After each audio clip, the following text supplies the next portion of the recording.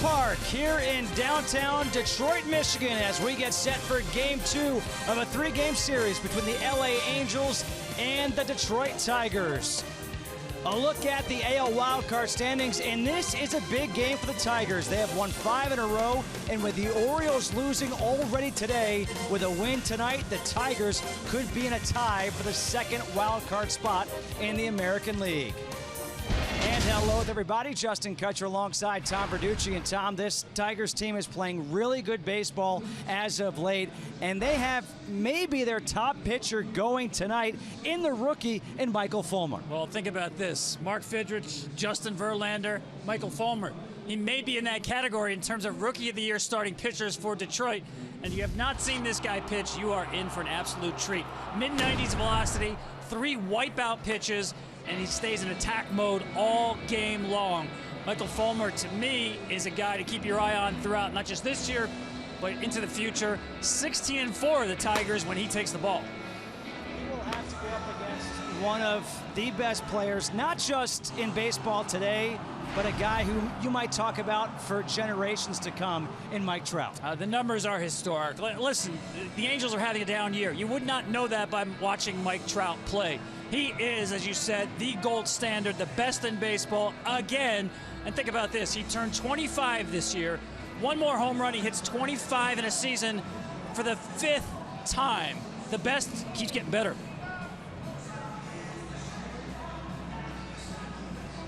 Yep. Cool.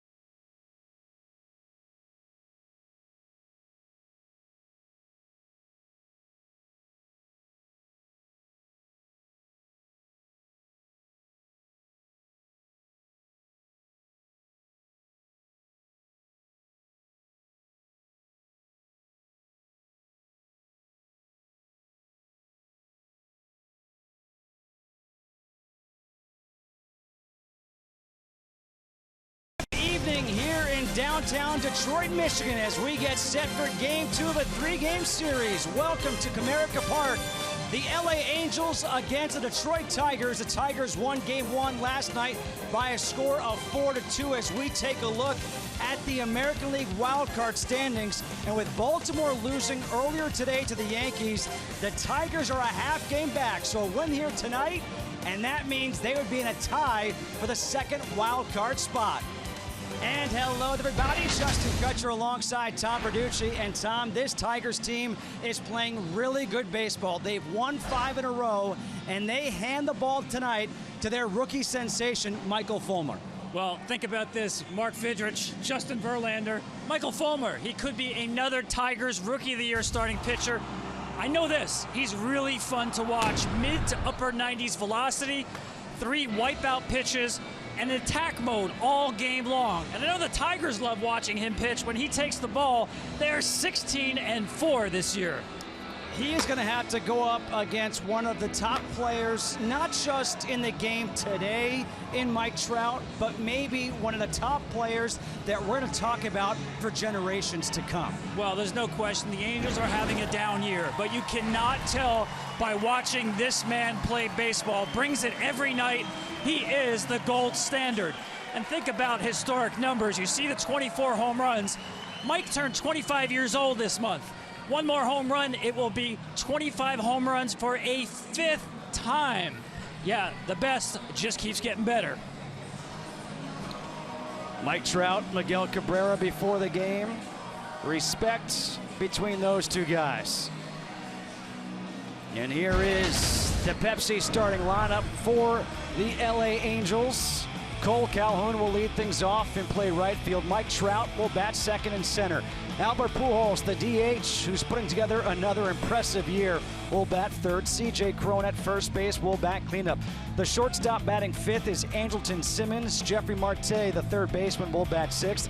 Nick Buss in left field bats seventh. Carlos Perez, the catcher, will bat eighth. And Caleb Cowart gets the start at second base, batting ninth. And they will face the right-hander, Michael Fulmer, who we were talking about his numbers on the season. I mean, he just kind of impresses you each time he goes out. Now, granted, his last start, which was August 19th against Boston, didn't have his best stop.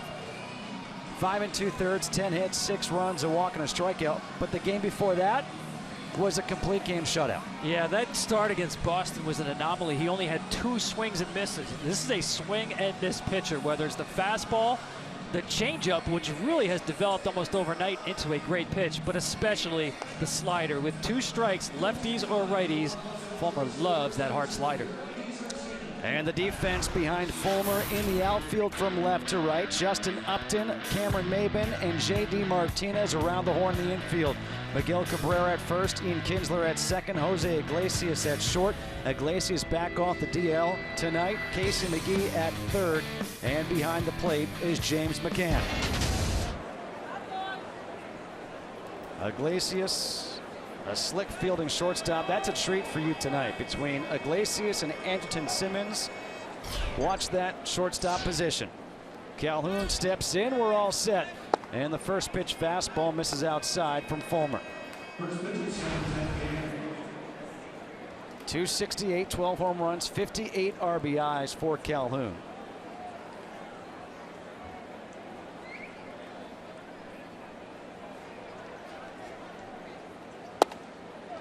Fastball just outside. 2 balls and no strikes.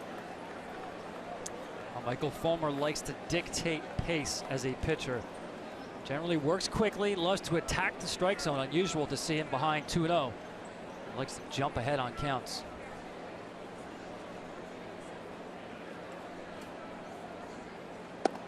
Now 3 balls and no strikes. And out to the mound goes McCann. 3 pitches into the game, right? And I'm not sure if McCann saw something there mechanically with Fulmer.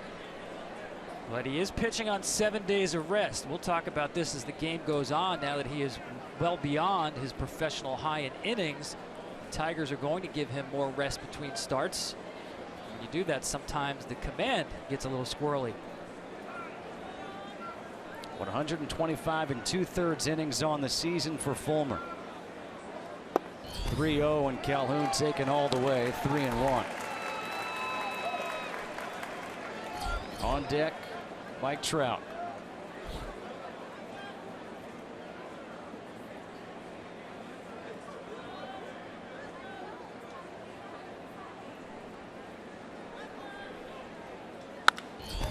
Line drive caught at second by Kinsler, one away.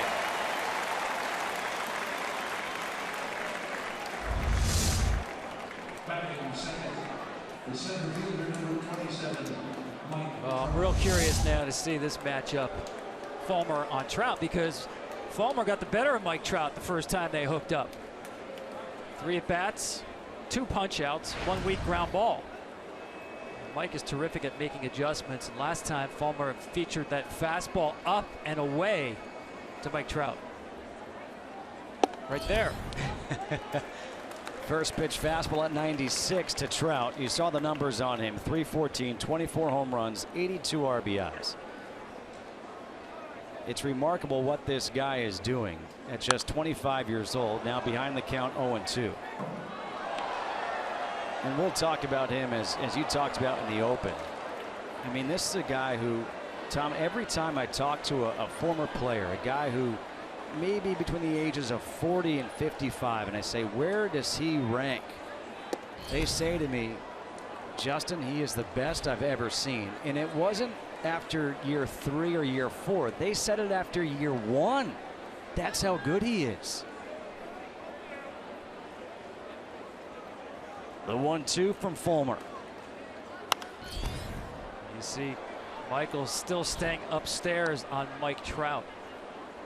To me, he's the best low ball hitter in all of baseball. Now that pitch up there that he fouled off 2 years ago, he would have swung and missed. He's really improved fighting off those pitches up. Another 1-2. And he gets called.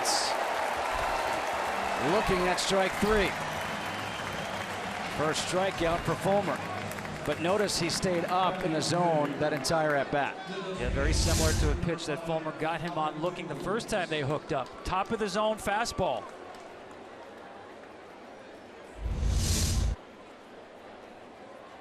And this will bring up Albert Pujols. Last night, Pujols hit his 25th home run of the year. First pitch swinging, fouls it back. I mean, think about Albert Pujols. A couple years ago, many people thought this guy was done.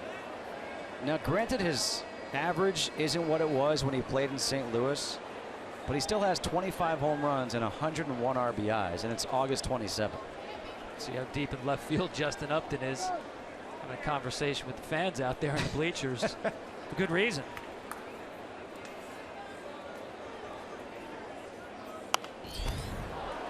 Coming back our way. And it's no balls and 2 strikes to Pujols. Well, Albert really hasn't changed much in terms of his swing and the consistency of that swing. He has such a level swing. And you see the company he's in, a 300 hitter with power. Inside with the off-speed pitch, 1 ball and 2 strikes.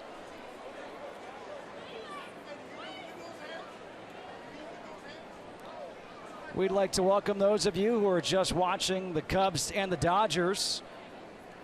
The Dodgers winning that one 3-2. We're just underway here in the top of the first. The Angels and the Tigers. Justin Kutcher alongside Tom Verducci. 2 away here in the first. Albert Pujols at the plate. 2 balls and 2 strikes against Michael Fulmer. Cole Calhoun lined out to second. Mike Trout struck out looking. And the 2-2 pulled foul down the third baseline. Stays 2 balls and 2 strikes.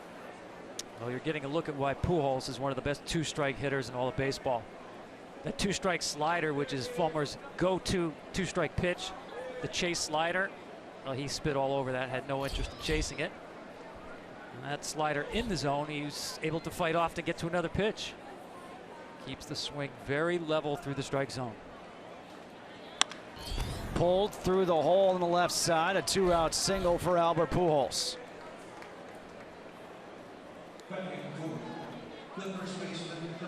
He's had some health issues, feet, legs, but this swing is classic Albert Pujols. Two-seam fastball, middle. See that bat stays level through the zone? Doesn't have many holes in that swing at all. That's why he's one of the rare power hitters you will not see striking out 100 times a year. Look at those two guys, Pujols, Cabrera. I mean, for a long time, people were saying C.J. Cron, first pitch swinging, may have to hold this thought. McCann turning his back to the infield, makes the catch, and we'll talk about Pujols and Cabrera throughout this game. How about that? They leave one man on. We're through a half inning. The Tigers coming up.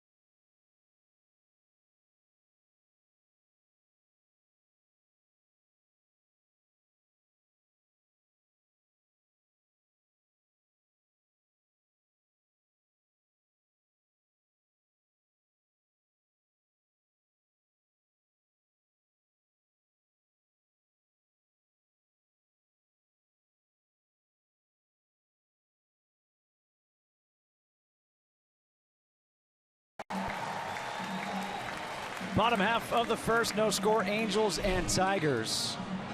Ian Kinsler will lead things off against Brett Oberholzer, making his first start since July 9th of 2015. The 13th starting pitcher of the year for the Angels. And the first pitch to Kinsler is in their first strike. No problem, right? You haven't started a major league game in more than a year, and you face a Tigers lineup that is just loaded with right-handed power hitters. Fouled away. 0-2. Kinsler, 22 home runs, 65 RBIs to go along with that 275 average. You've got Cabrera with 28 home runs, Victor Martinez 23, JD Martinez 18, Upton 17. Yeah, ho-hum, no big deal. 0-2. Little half swing, foul ball. Well, his success in this game will depend on the first pitch he threw. Well-located fastball down and away. Fastball changeup primarily. Mixes in a slider, but that's not really a go-to pitch. So for a guy who doesn't spin the ball that much, the fastball down and away better be on point. Deep fly ball to left field, going back is Buss, looks up, gone.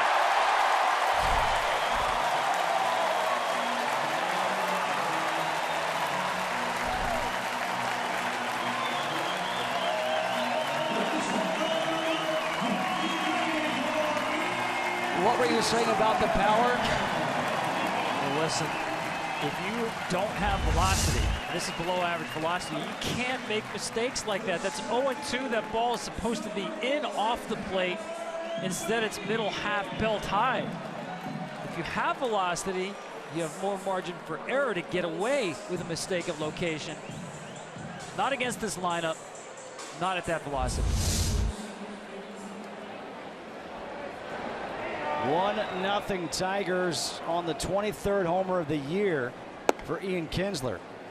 And the fastball misses outside to Cameron Maybin. Maybin homered in last night's game, hitting .333 with 3 home runs and 36 RBIs. A guy who loves to hit here at home. Maybin at home hitting .393 on the season.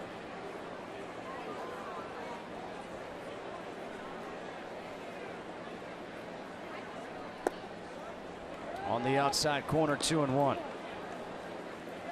The last outing for Oberholzer was on the 19th of August against the Yankees. Went 3 1/3 in relief, 2 hits, no runs, a walk, and a strikeout. Fouled away. 2 balls and 2 strikes. The home run last night for Cameron Maybin went opposite field. How rare is that? That's his 3rd career opposite field home run, the 1st in 5 years. He doesn't have opposite field power. At least he wasn't supposed to have it.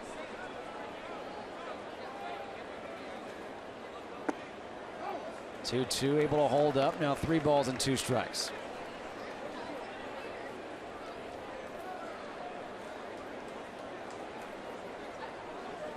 Since May 16th, the best batting average at home in the American League.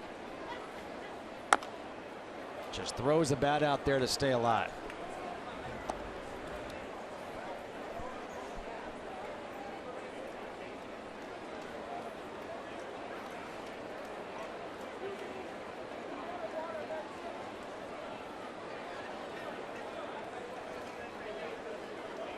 He's got that power, Kinsler. His 6th leadoff home run this season. He's quietly had a really good career. You know, gives you power at second base, premier defense, and one of the most aggressive and best base runners. And he plays every day. Yeah, you know, he really made a commitment to fitness when he got traded here from Texas, going to a bigger ballpark. He wanted to get a little leaner, and I think that serves him well as he's gotten aging through his 30s. No drop off in his skills at all. 3-2, fouled away again. See what a tough time Oberholzer has trying to get a swing and miss on strike 3. Again, without a pitch that really has spin on it. He's relying on the location of that fastball, and Maybin's been able to just spoil those pitches that are quality pitches down and away. Another 3-2. Another foul ball. And Tom, I know you didn't see that, but that's a play a fan has to make right there. Well, you're harsh. I mean, you know, I know it's football season right around the corner. College football began last night, but that was a tip drill we just saw. And Maybin, a good at bat, fouling off a bunch of pitches, works a walk.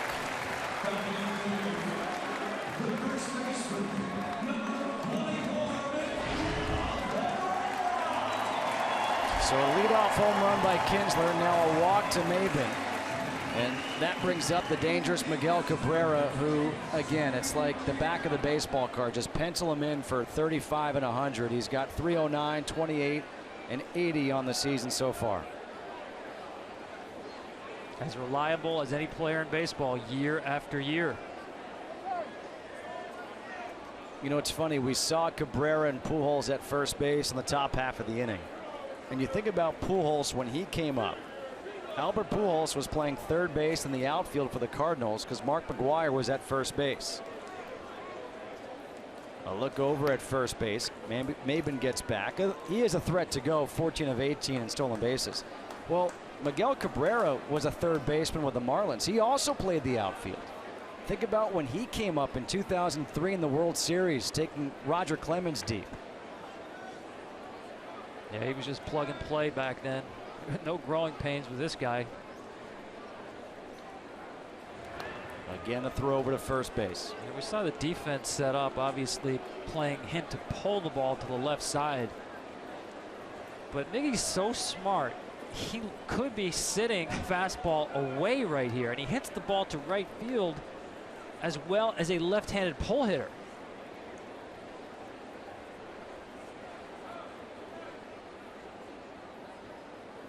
There goes Maben. The throw down to second, and they've got Maben caught stealing. 2-4 for the first out of the inning. Caleb Cowart was there on the covering at second. Not a great jump, but a good quick release by Perez to get his man.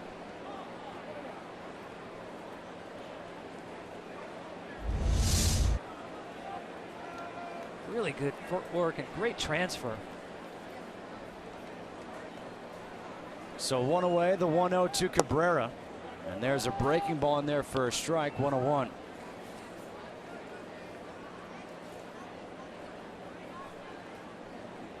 That's the kind of slider he'll drop in fastball counts. It's not a swing and miss pitch, relying on a take, and he got it. Comes back with a fastball, misses down low, 2-1. I think Miggy's sniffing for something away. The way he took that pitch, the sinker down and in. He's going to get something away right here. Takes it for a ball, 3-1. Is there a smarter hitter in the game today than Cabrera? I'll put David Ortiz in the same category. Those guys seem to know what's coming.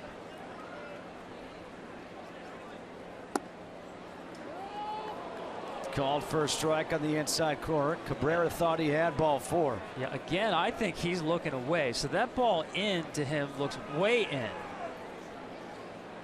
Generally, you're going to pick one side of the plate before you get to 2 strikes. It looked to me like he was picking away.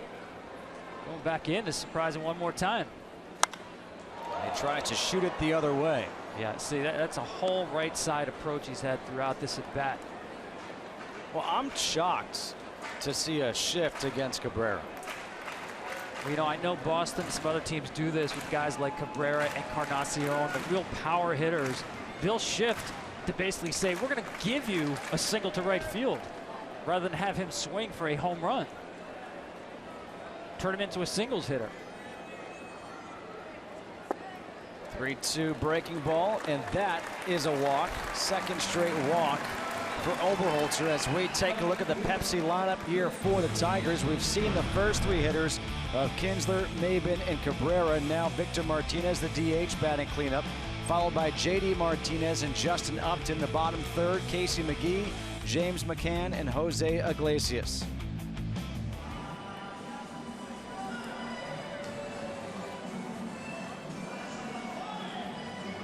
"21 pitches to get 1 out. And that was the help of his catcher.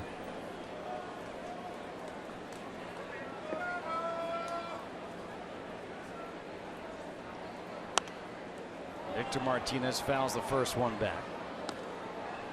The numbers for V-Mart: 304, 23 home runs, 75 RBIs. You know, you think about the contract that he had signed, and people thought, would he be able to do that for the length of his contracts? Look at him putting up his numbers. Another professional hitter. Well, you're in luck today watching all these great hitters, huh? You talk about quality at bats. Lines one to left field. A single for Victor Martinez. Cabrera stops at second. First and second, 1 out.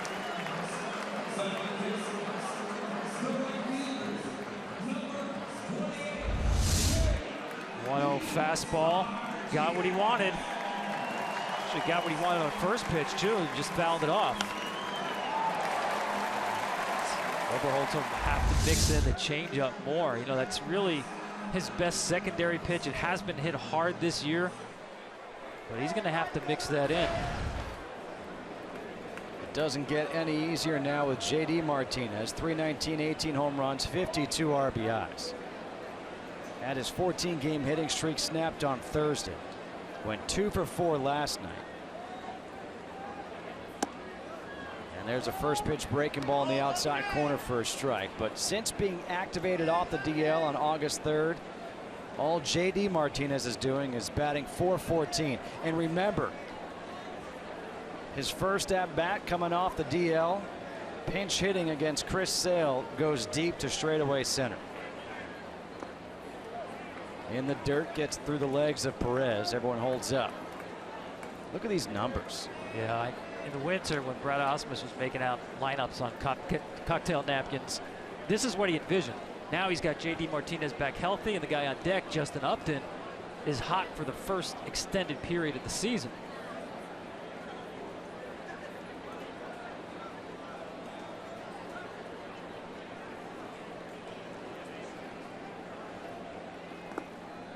In the dirt, a good block by Perez. And it's 2 balls and a strike. That was the changeup right there, not thrown with a lot of conviction. Detroit has been all over the fastball, so this at bat, slider, changeup. And still behind.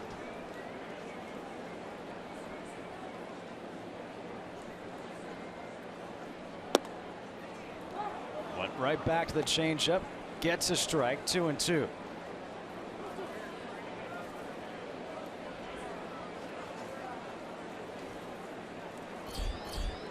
Justin Upton swinging a hot bat as well on deck.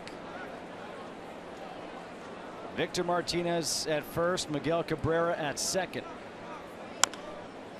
Pulled foul. We'll do it again at 2-2. So far, a familiar pattern for these Tigers hitters.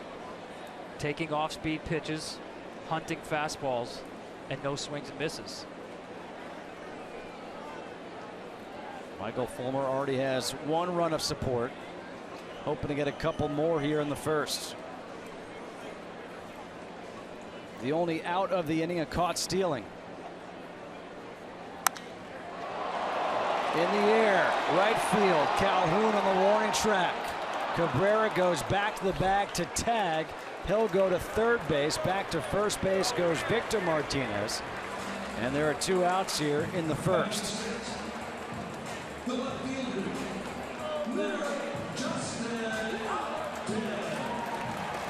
And now comes Justin Upton.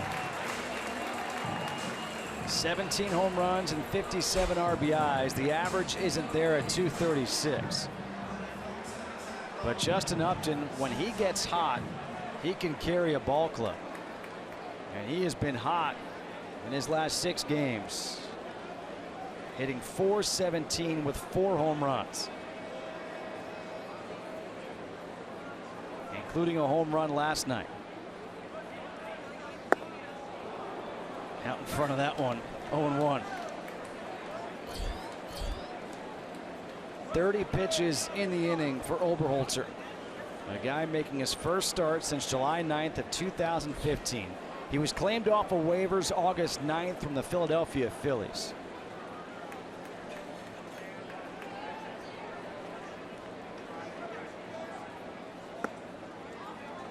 Down low, 1-1.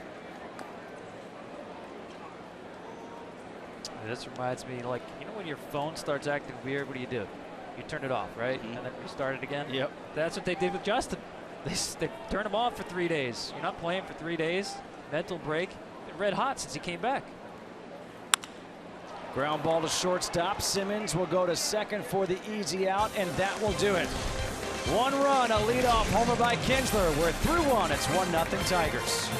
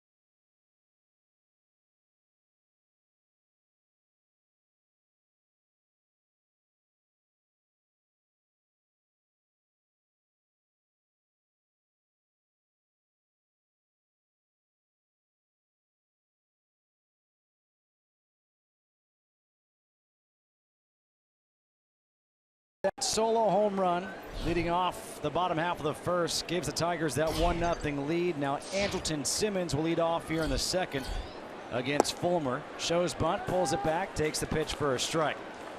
Simmons, acquired in the offseason from the Braves, hitting .275, a home run, 27 RBIs.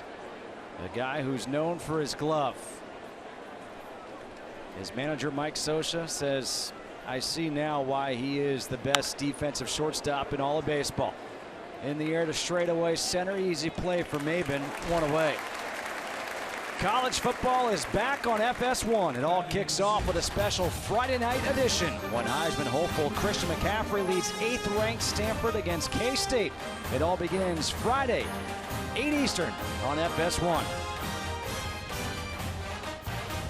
Can't believe it's already here. Who's your college football team? Penn State? Nittany Lions. One out now for Marte. There's a lot of Michigan people around here. I better be careful. Michigan State. Yeah, that was Tom Verducci who said that. Last night was Michigan State night here at the ballpark. 1 ball and 1 strike to Jeffrey Marte. We're in Big Ten country here.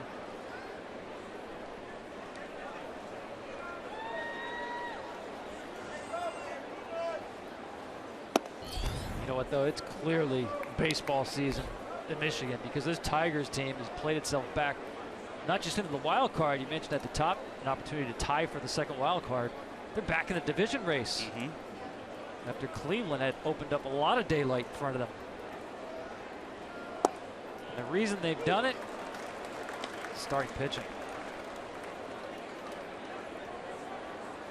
Second best rotation since the All-Star break. The Tampa Bay ahead of them, but Fulmer, Verlander, that 1-2 combination has become their Batman and Robin. 2-2 fastball right by Marte. Second strikeout of the night for Fulmer. Loves that high fastball. Not going to catch that 95 with life at the top. You mentioned Verlander, another strong start last night in his relationship with this rookie Michael Fulmer. As Nick Buss steps to the plate with 2 outs here in the second. First pitch fastball, swing and a miss. And Buss, his numbers in 13 games, .217, a home run and 3 RBIs. Fulmer said that when he came to the big leagues, Verlander went right up to him and said, "What's your shoulder routine?" And he kind of looked at him like, "Well, what do you mean?" He said, "What's your routine?" And he said, I don't know, I do this. And Verlander said, "Try this, do my routine." And he said ever since, that's what he's been doing. He said it worked. It works for Justin Verlander, Cy Young Award winner, MVP. I'm sticking with him. You better have a routine. That's like oxygen these days for a pitcher. Broken bat, pop up, first base. Cabrera avoids the bat, and a 1-2-3 inning work by Fulmer. We head to the bottom half of the second. 1-0 Tigers.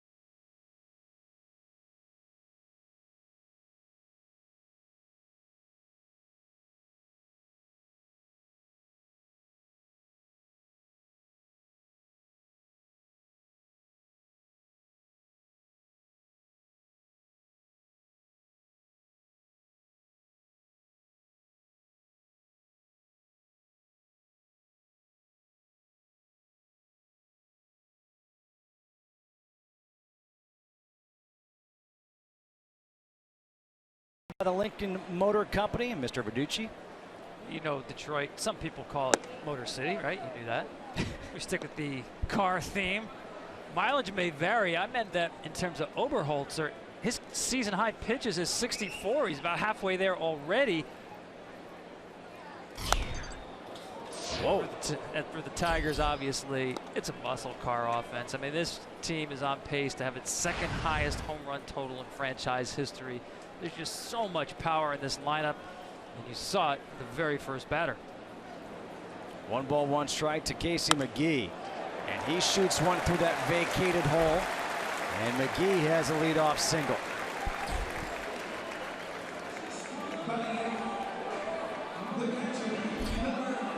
Not sure why they were so far swung around, because he loves hitting the ball up the middle.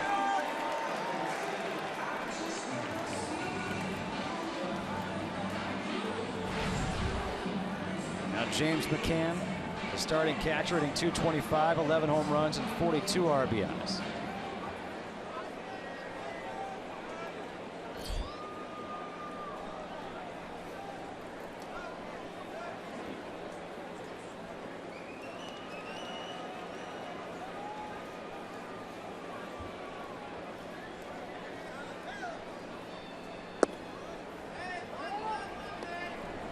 Oh, 0-1 to McCann.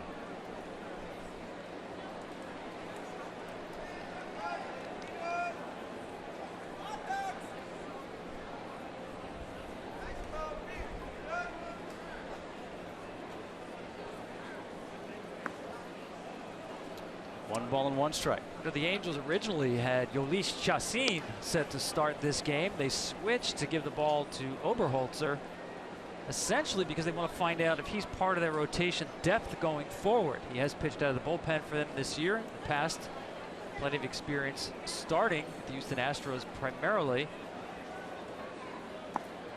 But just to me, this is kicking the hornet's nest. Giving the ball to a lefty who's not been stretched out, not been in any kind of starting pitcher routine, to go get this lineup in this ballpark. He's got his hands full.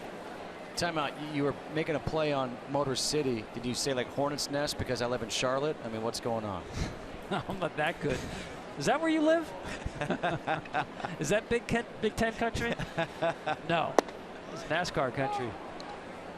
2 balls and 2 strikes here to James McCann.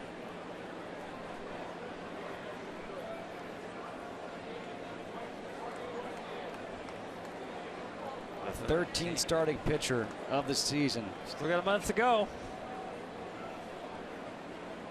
September call-ups.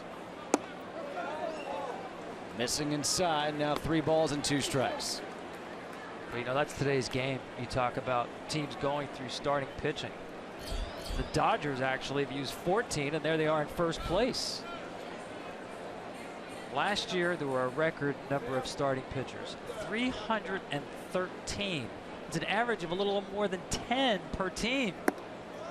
Called strike 3 at the knees against McCann. And that is the first strikeout for Oberholzer in the first out here in the second. Well, as a catcher, you want to be careful about how hard you argue. Ooh. He's saying, probably with good argument there, that ball's down.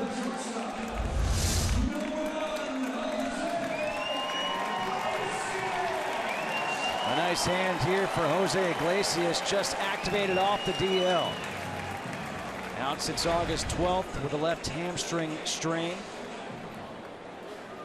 249, 4 home runs, 27 RBIs. Played in 4 games with AAA Toledo. Hit .375 in those 4 games. And he takes the first pitch up and in.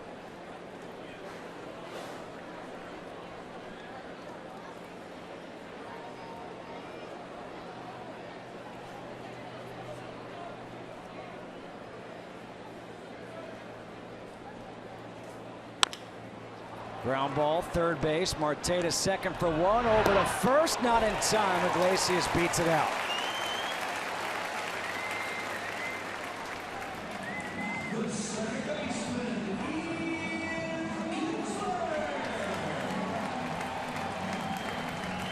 Good hustle down the line by Iglesias. That hamstring looks healthy.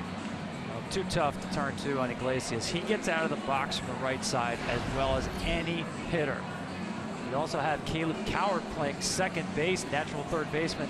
Only 13 games of experience at second base in the minor leagues this season. Kinsler homered in his first at-bat.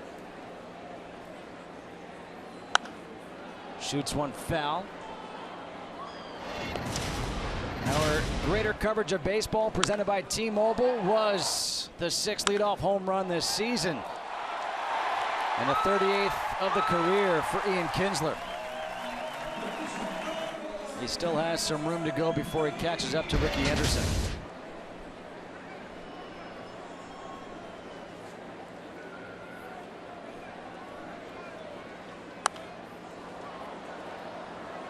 You know, we talk about exciting players, Mike Trout. Ricky Henderson was so much fun to watch. Oh my goodness. I see a lot of Ricky and Mike and the energy. And you look at their physical strength combined with speed and try to find anybody else in baseball who plays the game with the combination of power and speed. Ricky was that way. But physically, these guys stand apart from their peers.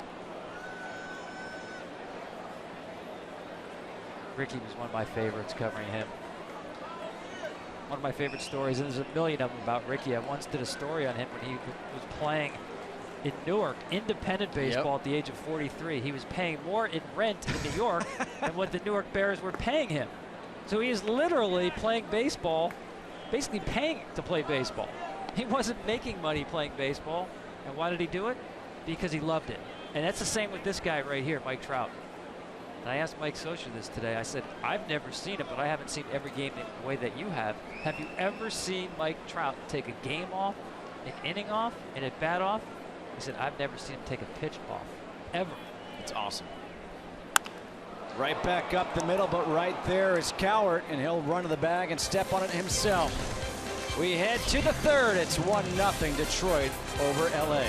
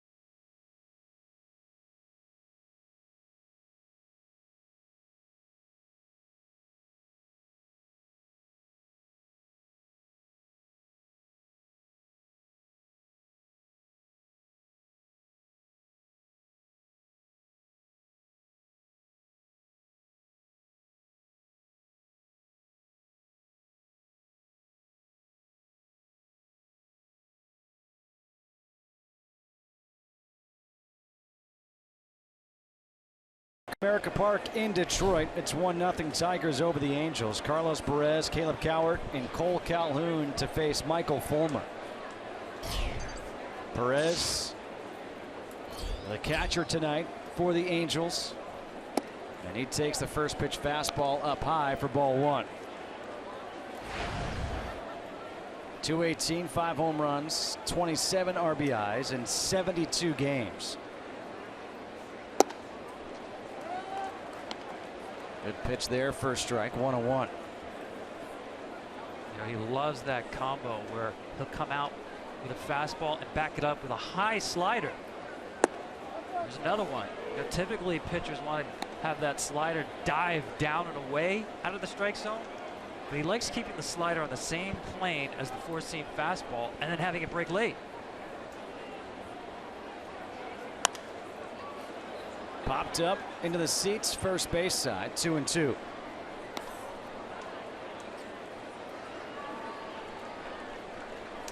What I like about changeup there, you see it's 17%. He's barely shown that so far, first time through the lineup. But he actually has two different changeups. Uh-oh, watch out. That one catches Perez on a 2-2 pitch. A hit batter here.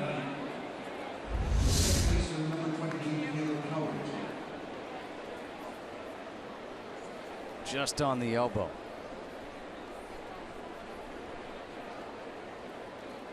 That had to hurt, right? I would think so. Wow. 95 right on the point of the elbow. And it's rare to not see a guy have the elbow guard on. Caleb Cowart, 240, no home runs, and RBI in 8 games. And the fastball is way high and outside. You can see James McCann say, settle down. Yeah, just when I mentioned the two different changeups he throws, and changed the grip on it. He can fade it down and away from a lefty, or he can also have a dive bomb, more of a sink pitch. And he changes it by either having his thumb on the baseball or on another finger. But so far in this game, it's been heavy dosage of fastballs. And I like that. I mean, listen, they haven't done damage against the fastball. So why show all your pitches first time around? I'm all for that. I'm somebody who believes show them one pitch until they can prove to you that they can hit it. Listen, he's got it in his mind. He wants to get these guys out 2, 3 times, maybe even a 4th time. So don't empty the bucket early. This is kind of what we saw to the first batter of the game in Cole Calhoun when he was wild, fell behind in the count, 3-0. Yeah, and it's the same pattern where you see he's missing arm side by the release point being lower. He typically has a very high release point. The last 2 were low. Much better right there.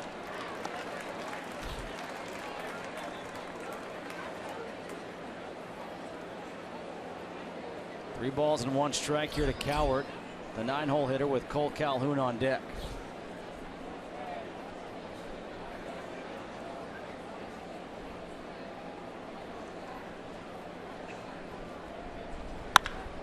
In the air, right field, deep. JD Martinez back on the warning track at the wall, gone.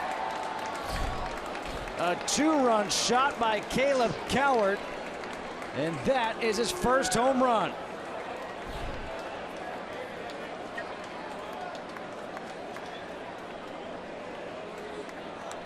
Well, you said keep throwing it until they hit it. Guess what? They just hit it.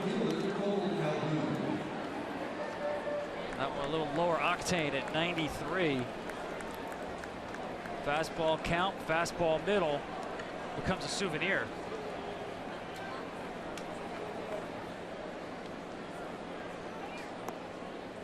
First home run of the season for Caleb Cowart, 2nd of his career, and now the Angels go back on top. We're on top for the first time tonight, 2-1, and that brings up Cole Calhoun. And Calhoun gets started off with a slider. He's behind in the count, 0-1. Lined out to second his first time up.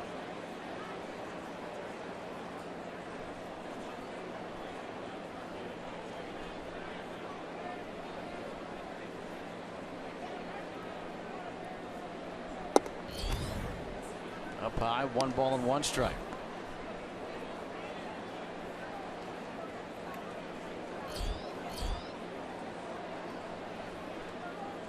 Fulmer was cruising along until he hit Carlos Perez.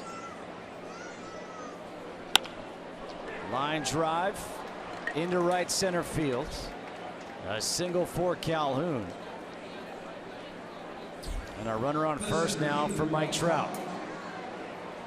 Well, we know that Mike Trout is one of the best breaking ball hitters, low ball hitters in the whole game. Of course, another one is here today playing first base, Miguel Cabrera. What do they have in common?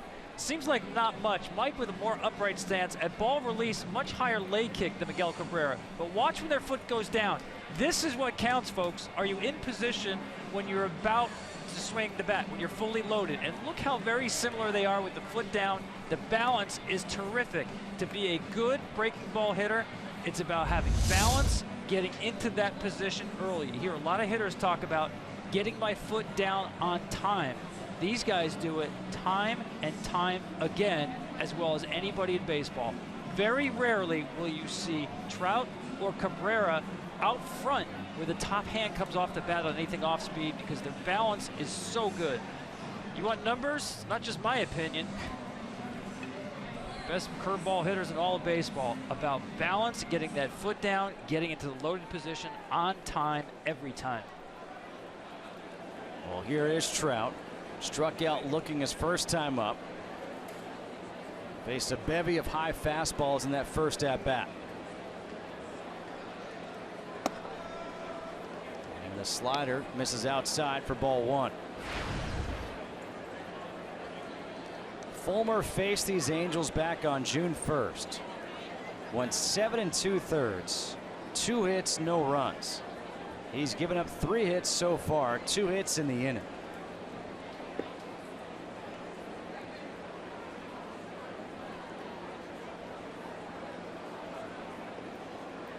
Calhoun on the season is 2 for 5 in stolen bases.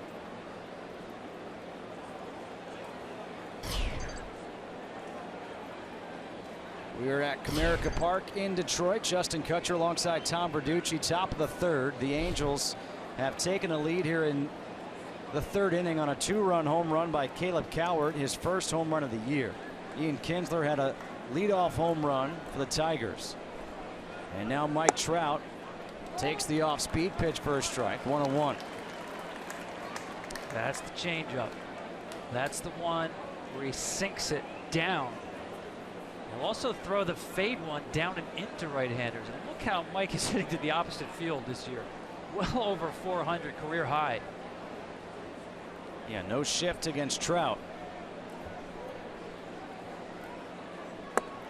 Good slider. Gets him to chase. 1-2. What Mike tells me is that basically his default approach is to hit a line drive over the second baseman's head to the right field wall. Throw off speed, anything in, yes, he'll pull it.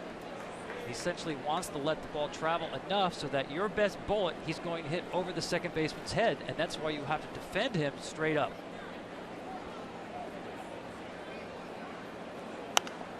1-2, pop foul.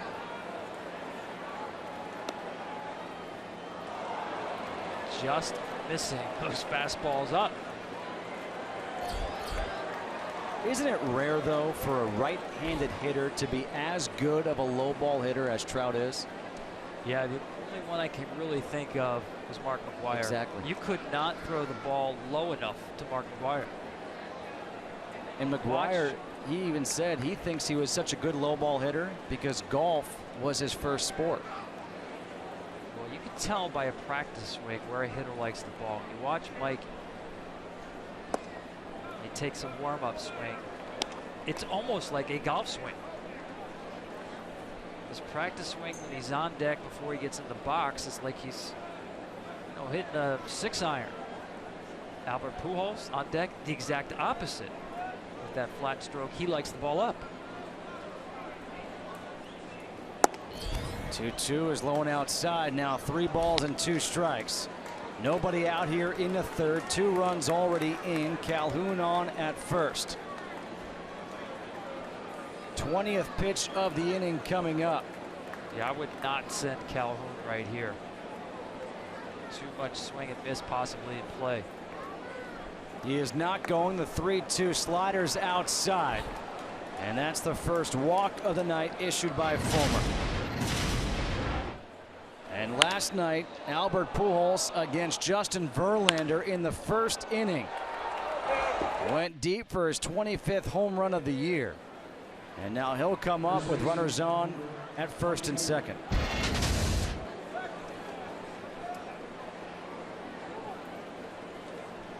His next home run, and he will tie Frank Robinson.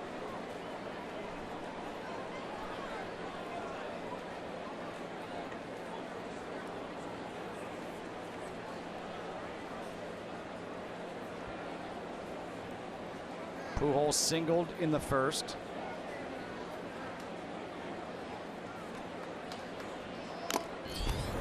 Fouled off the mask of James McCann. How about this comparison right here? Albert one behind Frank Robinson. Look at the difference right here. The pitchers that they faced. How much has this game changed? Interleague play, yes, although Frank did switch leagues in his career. But the advent of specialized bullpens that Albert has seen. Everything else looks pretty close.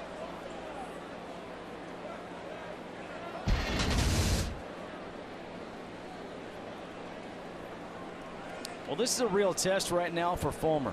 Obviously struggling here in the third inning. Hit a batter to lead off the inning. Gave up a 2-run home run to Cowher. A single to Calhoun, a walk to Trout.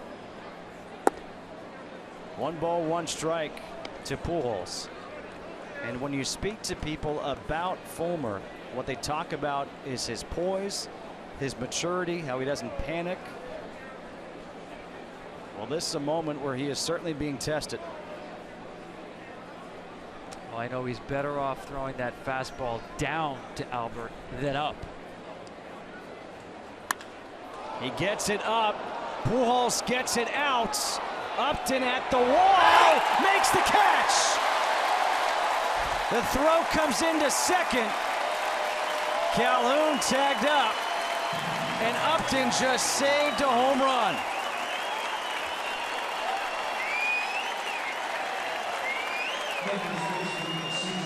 Michael Fulmer is lucky this ball is still in play. Watch the play by Upton on the back end. He actually had another step there, but it was going out. It looked like had it measured the entire time. The leap. But I say he's lucky not just because of the catch, but because of the location of the pitch. I just told you the fastball up. McCann had the glove down. And this location to a guy who loves fastballs up. Look how far the glove has to move. McCann, it started down by the shin guard, wound up above the helmet.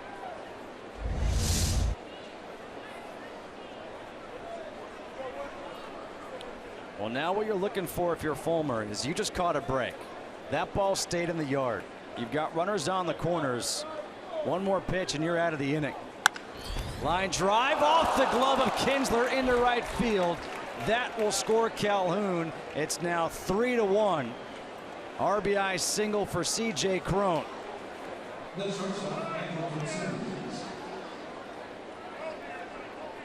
All 3 hits in this inning on the fastball. First pitch fastball. Nice job staying on that one, not trying to do too much.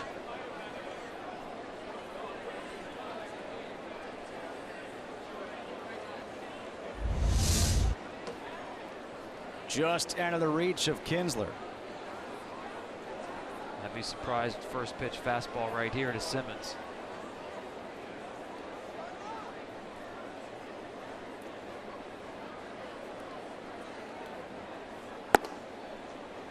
It was a slider. Yeah, and how many times has he missed down and away with that slider where it was never on the plate? It's designed to be on the plate and finish off the plate, but it is starting off the plate. Easy for a hitter to rule it out.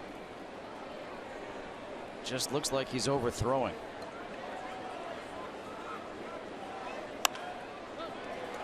Popped up, third base. McGee in foul territory. Infield fly rule was called. And they're 2 away. Yeah, Simmons knows he missed one right there. Because that was a get-me-over slider.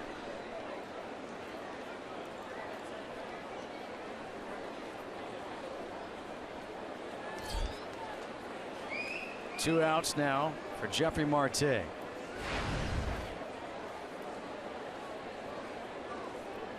Kyle Ryan is now warming up in the bullpen for Detroit.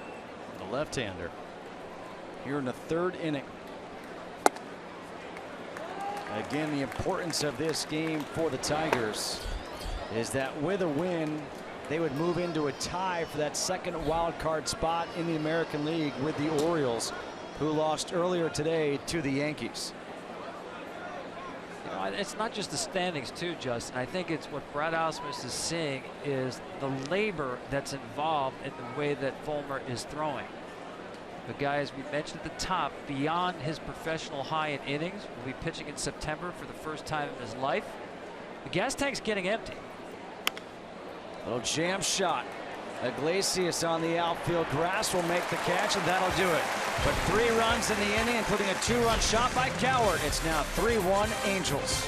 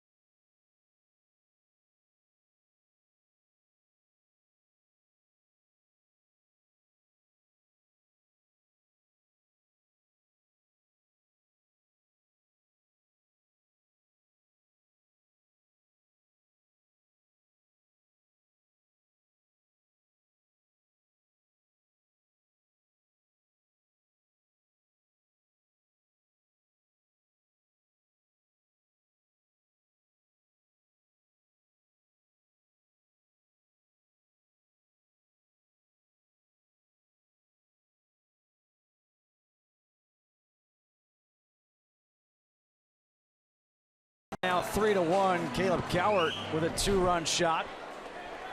And it's 2-3-4 in the order for the Tigers. Cameron Maben takes the first pitch inside from Brett Oberholzer. Maben walked and was caught stealing in the first. Bottom half of the third. Change up on the outside corner, 1-1.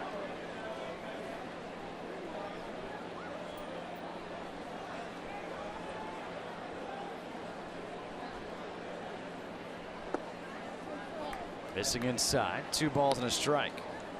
Justin, I think you're seeing it. Oberholzer, one of the things the Angels like about him, tenacity. Former 8th round pick, one of the hardest workers that you'll find. Bounced around different organizations, released by Philadelphia. Getting a chance here with the Angels. But he's the pitching equivalent of a grinder. You hear that a lot about everyday players. And he's done a nice job keeping his team in the game right here after a very shaky start. Strike on the outside corner, now 3-2 to Maben. Cabrera on deck.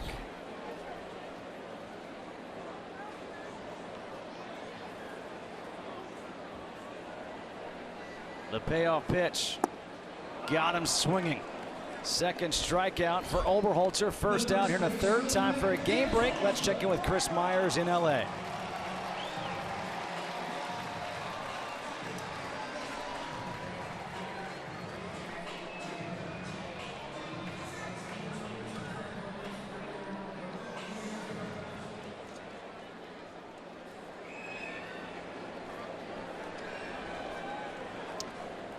I Thanks, Chris. Miguel Cabrera batting with 1 out here in the 3rd. Takes the first pitch curveball for a strike. Cabrera walked his first time up. Was stranded at 3rd to end that 1st inning.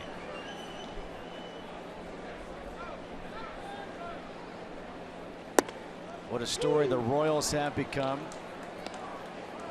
9-1 over their last 10 games. Danny Duffy. Oberholzer has to really be happy with the strike zone so far from Mike Everett. Saw Miggy taking some time. Those first 2 pitches on the black. Got the call as he has been getting. And he gets called strike 3 right there. And Cabrera kind of lingers around the plate. Has some words for Mike Everett. And slowly heads back to the dugout. Well, next Saturday, MLB on FS1 returns with a huge doubleheader. First, the Astros collide with Adrian Beltre and the AL West leading Rangers. Then these Tigers will battle the Royals. The action begins at 3:30 Eastern on FS1, where you can watch it live on Fox Sports Go. Well, that last pitch, that 3rd strike, got more of the plate than any of those pitches in that sequence. 2 away now for Victor Martinez, who looks at a called strike 1, and he looks back and has some words for Mike Everett. He's been consistent. I mean, he's been calling these strikes. I'll tell you a great story about Mike Everett. You see him wearing that number 57. Back in the year 2000, his father was dying of colon cancer. On his deathbed, told his son he wanted. Watch out. Victor Martinez just got tossed.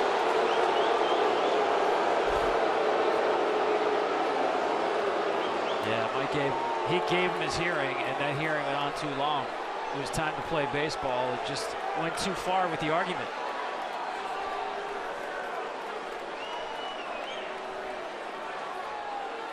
I was saying his dad on his deathbed bequeathed to him his 1957 Chevrolet pickup that his dad had had since he was 18 years old. And after his father passed away, Mike asked if he could have the number 57 in honor of that 57 Chevrolet pickup. It was available. He's worn that number ever since, and before the first pitch of every game, he will tap that number with his left hand just to remember Dad. And I asked him how many miles the pickup truck had on it. He says, I really don't know because it's turned over several times. Oh, wow. So it's not just a pretty car he keeps in the garage.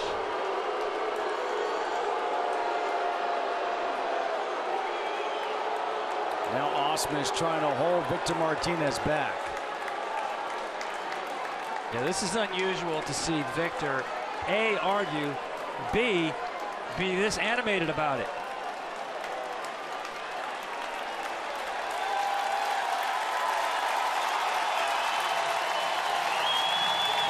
I hope you don't read lips.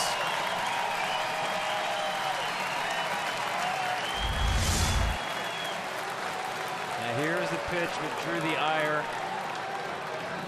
I mean, that's right at the knees. That's a 50-50 ball in my book, can go either way, but based on other calls in this game, I'm not surprised that he called it a strike. And you wonder if it's Victor Martinez following Miguel Cabrera, who just got called out on strikes, and Miguel Cabrera was sitting there lingering, speaking with Mike Everett, and maybe it's Victor kind of thinking, all right, now it's just a carryover effect. Yeah, you got to know better than, I mean, way too early in the game, not that there's ever. There comes the helmet. Yeah, this is very unusual for a guy normally I call one of the most professional players. And this is just sad to see at this point. And the question will be is who is now going to be the DH for Brad Ausmus and the Tigers for the rest of this game? You got to be careful here. You don't lose. Already you're forfeiting 6 innings of play here with the team in a pennant race. Right. That you're putting yourself in jeopardy of losing a suspension time of a game or two. It's going to be Tyler Collins coming off the bench.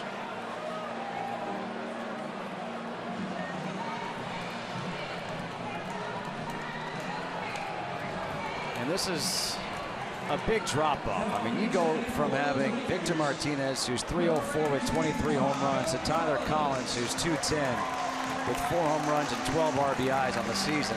And by the way, Collins a lefty versus a switch hitter in Victor Martinez, and it's a lefty versus a lefty in Oberholzer. Well, not only that, do you think Miguel Cabrera is going to see anything to see in this game in any meaningful spot? No. And that's no disrespect to Tyler Collins, but he's just no Victor Martinez.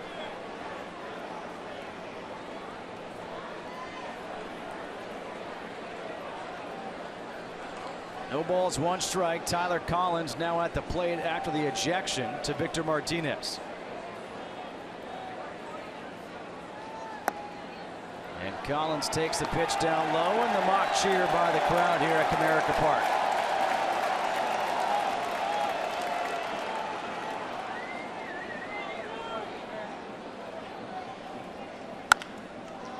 Ground ball, diving stop there by Coward. And he makes the play to end the inning. It's a 1-2-3 inning for Oberholzer. We're through 3. It's 3-1 Angels.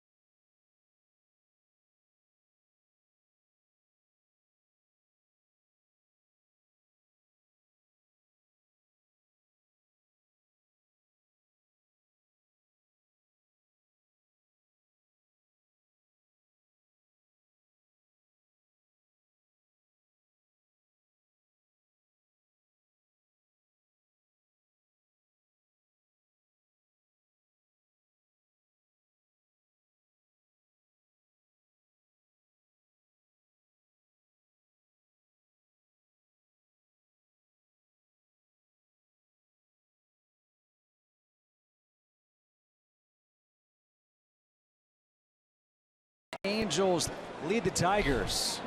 Nick Buss will lead things off, and he swings and misses at the first pitch for Michael Fulmer. Buss popped out to first, his first time up. See if Fulmer can get back on track here in the 4th after struggling in that 3rd inning, giving up 3 runs on 3 hits. Tap foul, and it's quickly 0-2. And for Fulmer, what he'd love is not just to get back on track, but have a quick, efficient inning. 7, 8, 9 in the order. It's set up for that. Right here, stay aggressive. Missing with that slider. 1 ball and 2 strikes.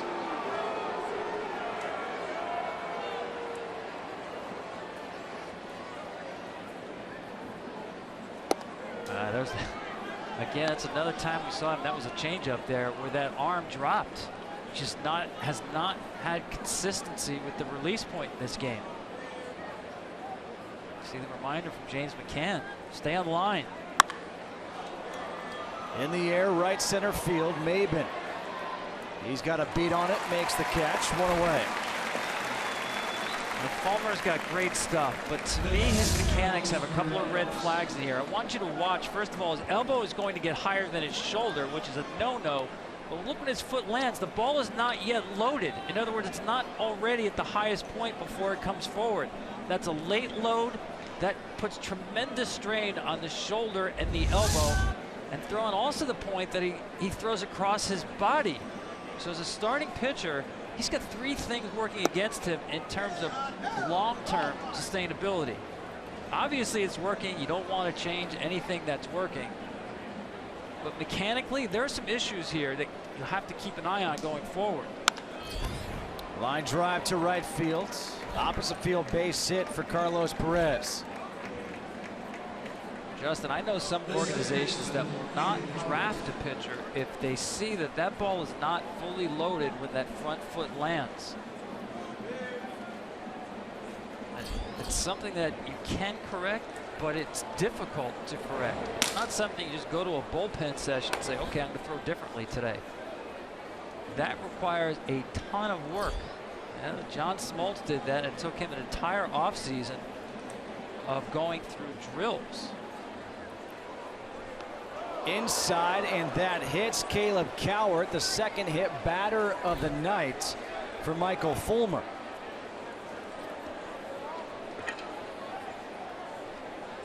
And now we see the bullpen phone getting busy for the Tigers. It just looked like the slider that he just pulled. Again, to me, what I'm seeing today is a guy who's having trouble maintaining the same release point. You know, including his minor league innings, he's up at 141 pitches, or innings rather, in the season after throwing 124 last year. Ideally, he should be finished this year somewhere at the most around 160. Play Ball is MLB's initiative to inspire all forms of baseball and softball participation, making play opportunities available and fun for everyone. To learn more, go to playball.org. First and second, 1 out, top of the order, Cole Calhoun. And the fastball paints the outside corner for strike 1. Calhoun singled and scored his last time up. He's 1 for 2. It was the bottom of the order that began the trouble for Fulmer in that 3rd inning. He hit Perez, then a 2-run homer by Cowart. Now it's a single by Perez. He hits Cowart, and it's up to Calhoun. Chases the high fastball, 0-2.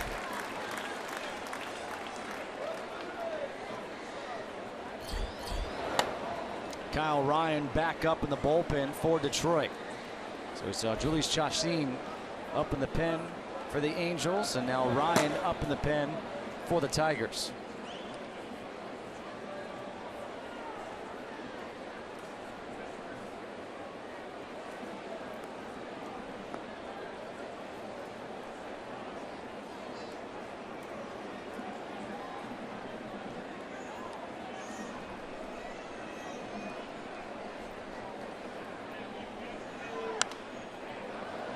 Foul back out of play. Stays 0-2 to Calhoun. Now that changeup is so good even when it's up. Hitters have a tough time squaring it up.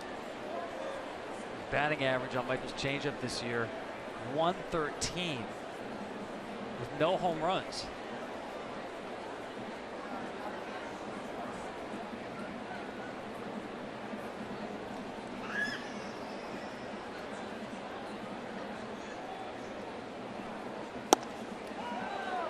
Just missing inside. You know, all these fans and Tigers players probably wanted that call from home plate umpire Mike Everett after we saw Victor Martinez ejected in the bottom half of the 3rd.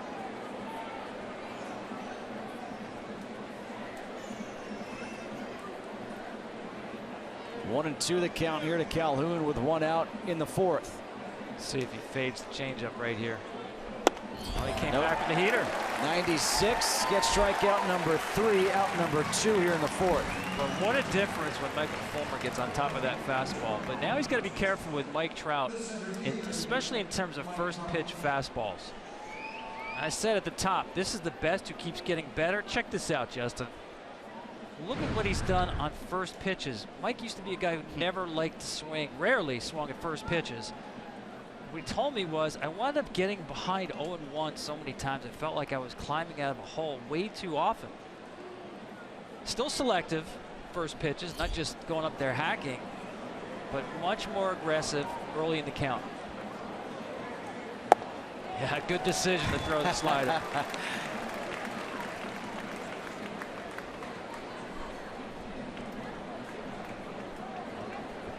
That's impressive for me. That tells you that he's capable of throwing any pitch first pitch.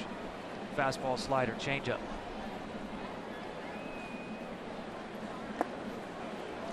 In the dirt, kind of choked that changeup. 1-1 to Trout, who walked his last time up. A walk and a strikeout for Trout so far tonight. One thing that Michael does with that changeup, he actually throws it from a lower release point than he does his four-seam fastball. And you're right, it's exactly what he did there. He choked that one a little too much.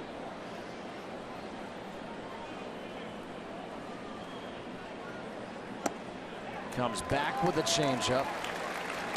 1-2.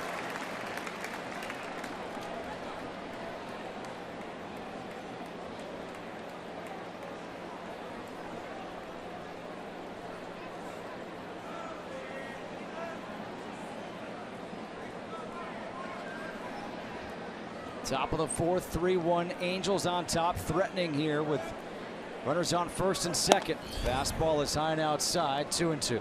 I've always waited for Mike to be this kind of a hitter, where he just wasn't conceding those first pitches all the time. You know, and pitchers knew it. He would give you strike one. Actually, in the minor leagues, Mike would not swing until he had a strike, just to teach himself to be disciplined and hit deep into counts. Up high, now 3-2.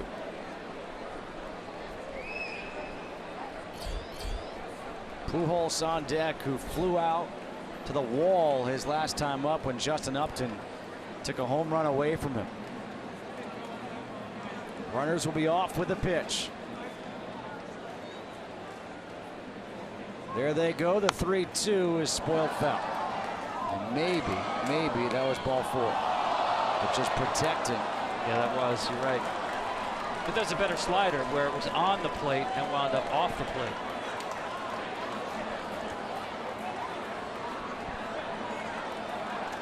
Let's see if he goes back to that high fastball right here. Perez at second, Coward at first. A look back to second first.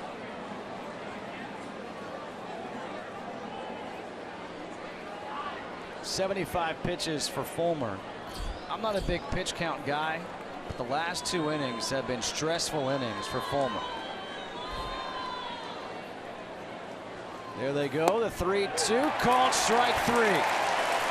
Gets Trout looking for the second time tonight. Back-to-back strikeouts for Fulmer to end the inning.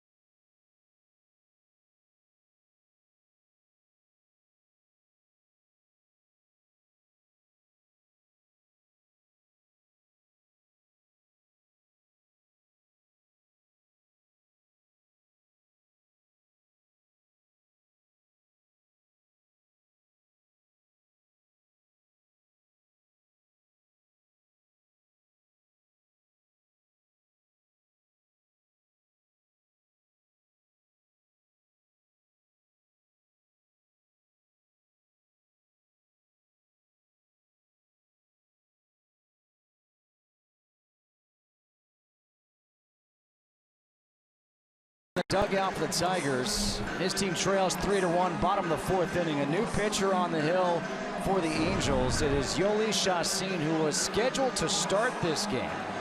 And the numbers combining with the Braves and the Angels this year: 4-8, a 5.61 ERA in 18 starts, 84 strikeouts on the year. And the first pitch is a breaking ball to J.D. Martinez, which he takes for a ball. Jordan Baker, the first base umpire, said he held up. Martinez flew out to right field his first time up.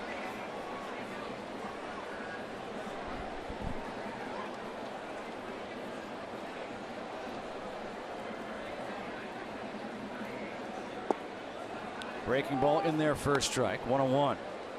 Yeah, he loves that slider. To me, that's his best two-strike weapon. He's showing early in the count here. But Chacin's velocity has been playing up the last couple of months. Fastball line to right field, a leadoff single for J.D. Martinez.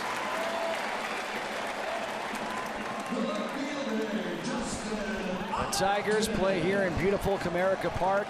The Detroit Red Wings will be moving into a new arena, that Little Caesars Arena, in the near future. And this is part of District Detroit, a rebuilding effort by the Tigers and the Red Wings owner, Mike Ilitch. The District Detroit, everyone here tonight got this hat. And talk about an incredible project. 50 blocks that Mike Ilitch is trying to rebuild here in downtown Detroit. Costs over $1.2 billion. And when you come here to Detroit, if you came here back in 2006 during the World Series run and come here now, you can see the growth. And I think it's awesome to see what's going on right now. Oh, it is vibrant. A lot more shops, restaurants out of this world in the area here. And if you're a sports fan, I mean, my goodness, how good is it around here? We've got Ford Field right next door, and the hockey arena, state of the art in every way imaginable, and right by is right here as well. So this is we know how dedicated the sports fans are here in Michigan and Detroit specifically. It's sports fans heaven. And you think about what the Tigers went through for all those years, and then since 2006, I mean, they have been in or in the playoff hunt nearly every year for 10 years. And you walk around town, or you're in the state of Michigan, and you see the Detroit Tigers hats everywhere. It's amazing, isn't it? How about that Old English D? I love it. I mean, that is as iconic as there is as any sports emblem, defining not just the team but the city as well, right? Yeah. You know right away when you see it. It's just classic. In the dirt, blocked by Perez. 3 balls and 1 strike. That Old English font, actually, that dates back all the way to the 12th century. It was the preferred style when people were producing handwritten Bibles. Can you imagine writing a Bible? I was gonna say, can you imagine being in school and having to write an essay with that Old English font? They don't even teach cursive writing anymore. They don't teach writing anymore. And then the I think it was somewhere mid-19th century, the Detroit Free Press, the newspaper here, started out, adopted the Old English font as their distinctive banner at the top of the page. And of course, that immediately gives you the idea of something that's been around, right? Something that's established.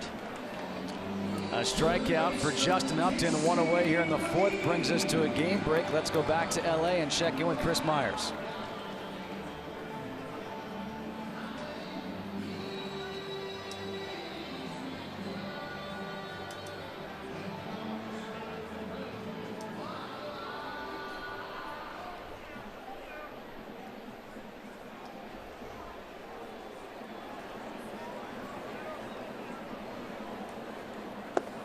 Couple of first place teams battling there as Casey McGee takes a first pitch breaking ball, first strike. He singled his first time up. 1 away here, bottom half of the 4th. The Angels leading 3-1 over the Tigers. A snap throw back to first, a good stop by C.J. Cron. So to continue my history lesson of yes, please. The Old English font, the Tigers, in their third year. I think it was 1904. You know, I thought that looked so good on the front page of the Free Press. Let's use that, because it did kind of by then symbolize Detroit itself. Let's co-opt that to symbolize Tiger baseball. What's interesting is the D on the helmet and hat is different than the D on the jersey. A lot of people don't know that. I did not know. Very subtle differences.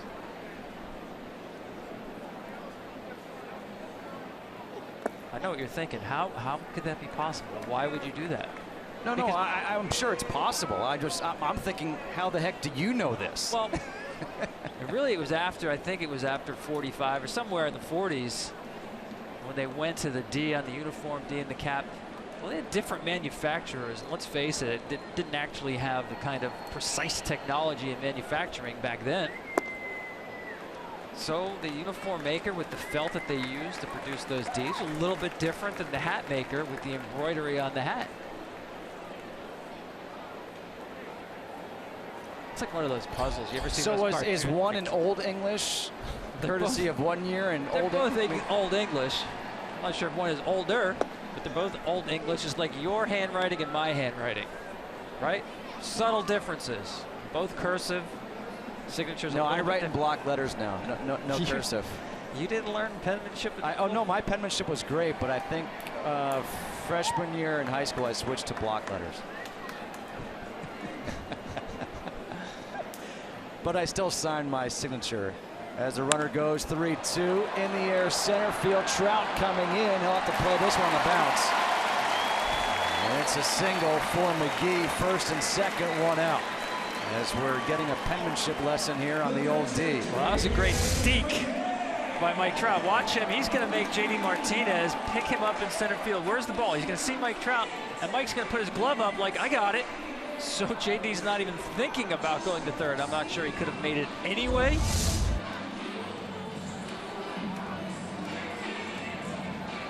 That was a deke with a D. And by the Which way, D, though? your choice. Speaking of penmanship and Mike Trout, I got to tell this story. Torrey Hunter was on his case. Remember, we talked today before the game with Mike Scioscia about what an influence Torrey was on Mike when he first got to the big leagues. Well, Mike has terrible penmanship, like a lot of millennials. And Torrey was on him all the time about his autograph. I mean, Mike's autograph looks like an EKG. You can't tell that it says Mike Trout. And that was Torrey's point. He says, dude, someday someone's going to pick up a baseball with your signature. They'll have no idea what it is, and they're going to wind up having to play fetch with the dog with the thing when it should be worth thousands of dollars. Write your name so that people can actually read it. I think he's doing the best he can. He's just got bad penmanship. James McCann bounces one foul, 0-2. Like, how about Mariano Rivera's autograph? Unbelievable. I mean, impeccable. Every like one of everything them. he does, the way he dressed, the way he repeated his delivery.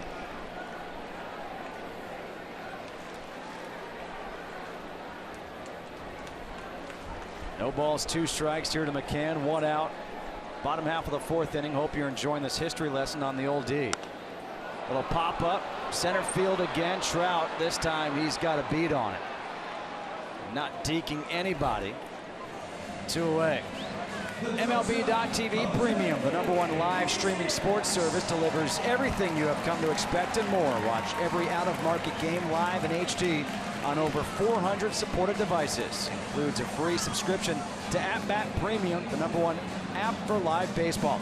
Blackout and other restrictions apply. Visit MLB.TV for details. 2 away for Jose Iglesias. His first game back off the 15-day DL, takes the breaking ball for a strike. Yoli Chacin in relief of Brett Oberholzer. First and second, 2 outs here in the 4th. But going back to the uniforms for the Tigers, the home whites, among my favorite uniforms, not just in baseball, but in all of sports. I agree with you. Classic.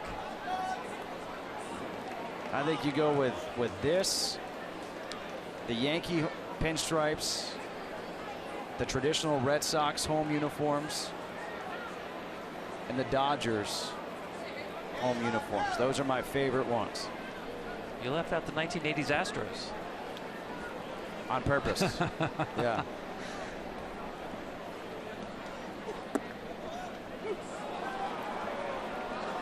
Yeah, I always like those Dodger home whites.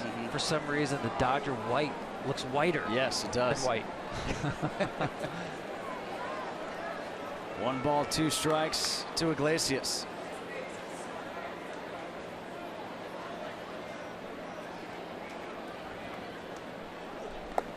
And he chases a slider in the dirt. And Perez will just tag him out for the final out here in the 4th. They leave 2 on. Fulmer's coming out for the 5th. Tigers trail 3-1.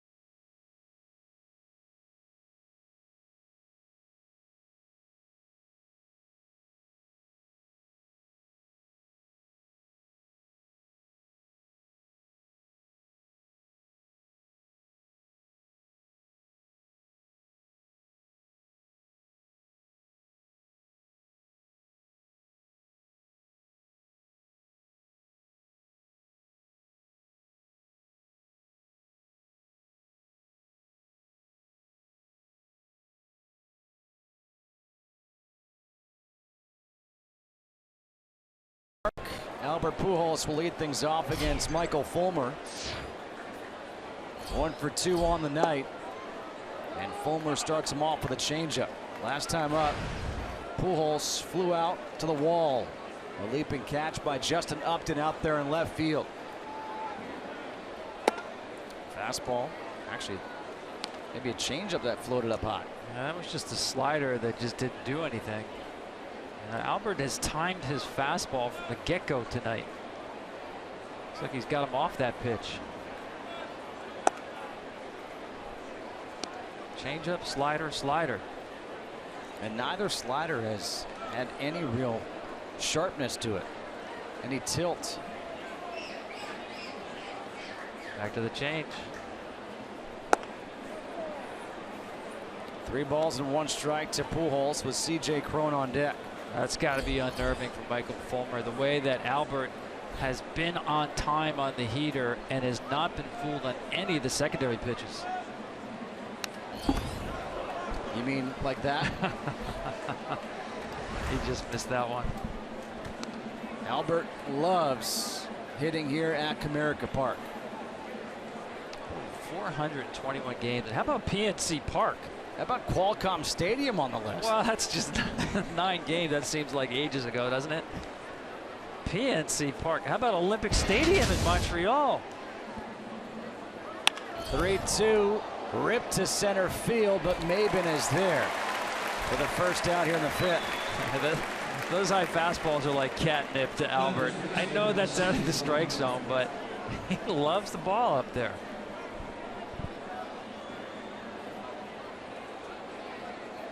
One away now for C.J. Cron.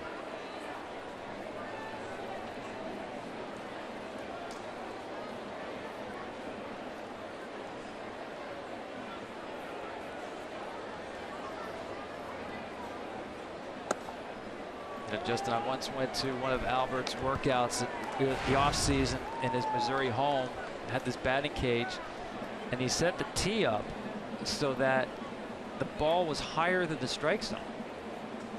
So swing after swing, and he's just hitting rockets on a line off the back net of the cage. And what he's doing is he's practicing swinging at balls that normally someone would say, that's a ball. Why are you practicing swinging at a ball out of the zone? And his point to me was that there are some times in the game where you do want to go up there, especially with a runner on third, less than 2 outs, and I want to be able to hit that pitch. Well, he's drilled himself so long and so well, and as I said, his swing is so flat. That ball out of the zone, actually, to him, is a very hittable pitch. Not by accident that he gets on top of those pitches. Hard work. 2 balls and 2 strikes, the count to Crone.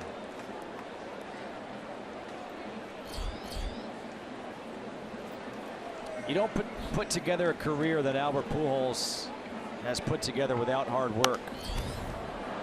The numbers, we showed you that he is a home run shy of tying Frank Robinson. What has he done? Well, he has 100 RBIs in 13 different seasons.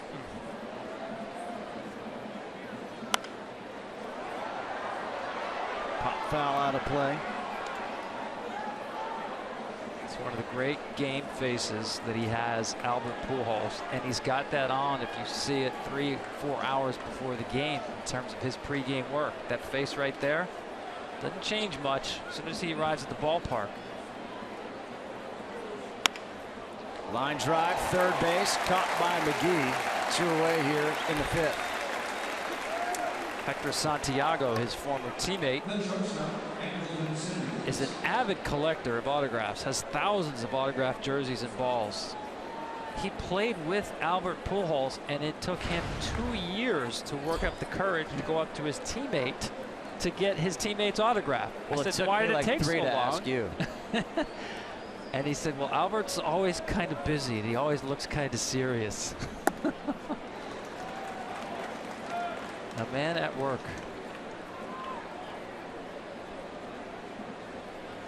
No balls, 1 strike to Simmons, who's 0 for 2. Fly out to center, a foul out to third. Outside, 1 ball and 1 strike. You know, it's funny you mentioned that, and I always like to ask young players what was their, you know, welcome to the big leagues moment. In the air, left field, hooking foul. And I'm speaking with Michael Fulmer yesterday, and I asked him, and he said, well, 2 things really. He goes, first one, he goes, the first time I got on an airplane. He goes, I'd never been on a plane for a game. I go, what about AAA? He goes, all my starts were at home. Never got on a plane. He goes, so I get on the plane in the big leagues, and I'm like, you guys do this all the time? Where's my seat? He said, but his first big league start, first batter was a comebacker right back to him. And he fields it, and he starts running over to first base, and he goes to flip it, and he looks up, and waiting for it at first base is Miguel Cabrera. And he's like, oh my God, I'm flipping it to Miguel Cabrera. 3 balls and 2 strikes. This is not a video game, right? Yeah. This is really happening.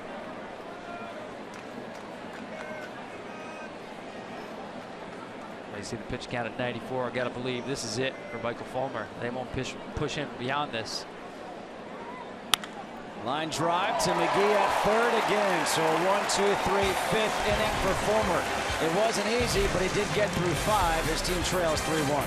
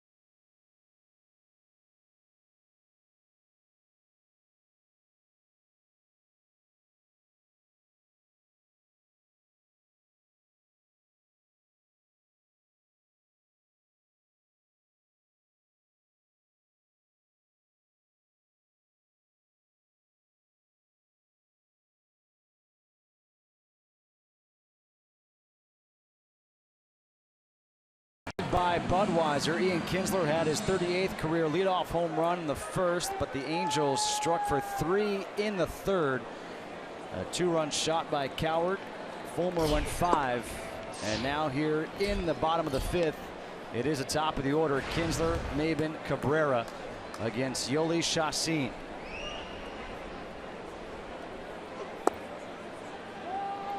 One ball and 1 strike.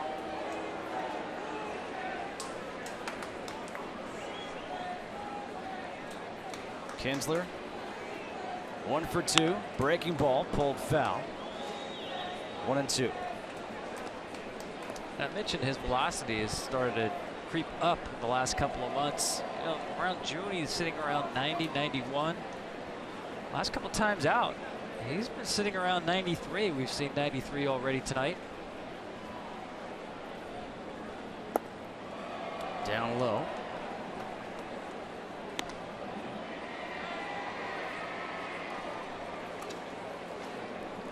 Fulmer and pitching coach Rich Doobie having a conversation. Fulmer does not look happy on the bench. 5 innings, really labored through those 5 innings. Looks at strike 3 for Kinsler. That's 3 strikeouts already for Chacin. And the fans not happy with the strikeout. And Mike Everett, the home plate umpire, and Detroit fans aren't happy with his strike zone. Miguel Cabrera wasn't happy, had some words. The next batter, first pitch, Victor Martinez had some words back in the 3rd inning. And after a long conversation, Victor Martinez was ejected by Mike Everett. And that went on for a long time. And we'll cut it off before you start reading lips again. And Wally Joyner, he just got tossed.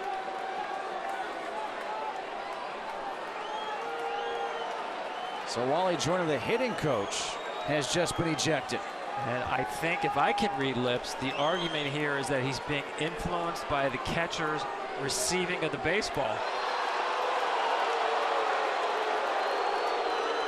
I think Mike Everett's going to have to ice down after this game between his 3rd strike calls and throwing people out of the game. The right arm getting a lot of work.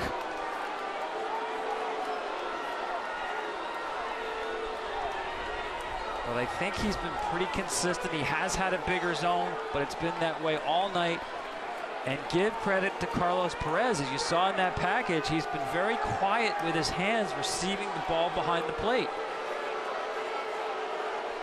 Well, let's take a look. And look at Fox Tracks. Where was it? It was low. Yeah, now that ball I saw, to me, down, because that time Perez pulled the ball back up.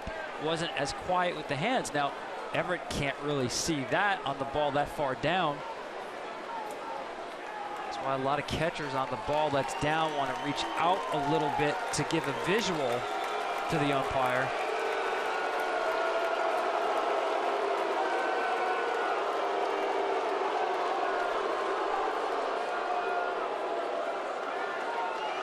The designated hitter, the hitting coach, the manager, all gone.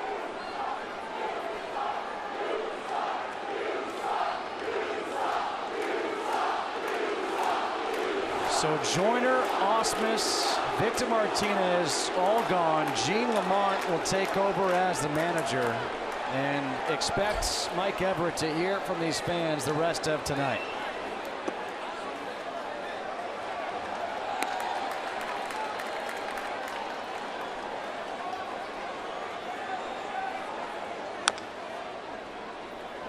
I know a lot of people might be thinking, well, how can you tell from the dugout, especially in terms of inside or outside on pitches? Well, they all have video cameras, monitors back in the clubhouse, or now, because of replay, closer to the dugout with someone watching everything on the monitor. They'll go back and look at themselves, or they'll ask, where was that pitch? 1 ball, 2 strikes to Maben.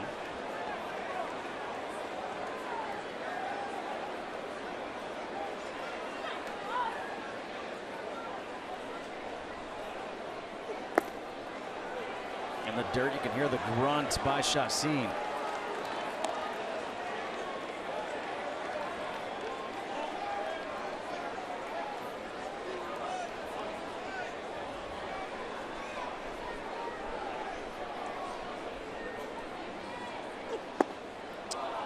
And now Maben just waves at the fastball. The 4th strikeout, first shot seen coming out of the bullpen. And you know how they say, you know, when you come to a major league ball game, you might see something for the very first time. I think this is the first time at a big league game where I've seen the hitting coach ejected. Yeah, I'm assuming he was ejected before he came out onto the field, because that alone is unusual. Yeah. And ejections in triplicate, I'm not sure I've seen that before, other than in a situation where you have a bench clearing. Right. Miguel Cabrera, a strikeout and a walk.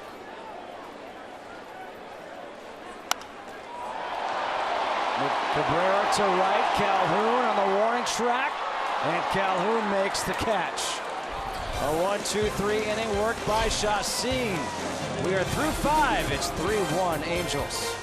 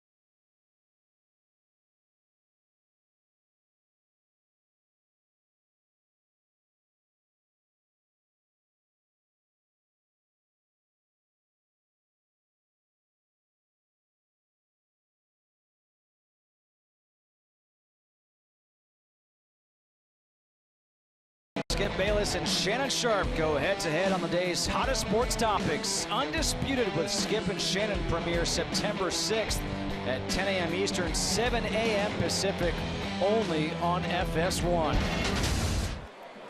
Well, top of the 6th inning, a new pitcher into the game for the Tigers. It is a left-hander, Kyle Ryan, 46 games, 3.33 ERA, a 1.24 whip. 28 strikeouts, 12 walks, and he will face Marte, Buss, and Perez here in the 6th. And the first pitch is outside for ball 1. Well, you're not going to see velocity from Ryan. You will see deception. Throws across his body so severely. Looks like he's going to aim this ball into the Angels dugout. Changes his mind, throws to the plate.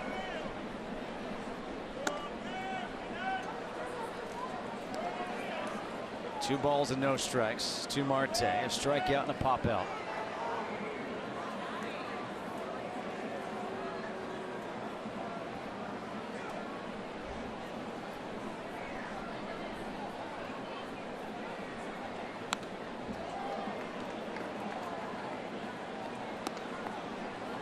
You don't see many pitchers like this. Yeah, you see this dirt area over here where Fulmer was landing, and now look where the foot of Ryan lands. About 2 feet, maybe 2.5 feet farther towards the first base side. It's like when you played water balloon fights with your buddies as a kid. You hit around the corner and you threw around the corner. That's what it looks like he's doing. He's throwing the baseball around a corner.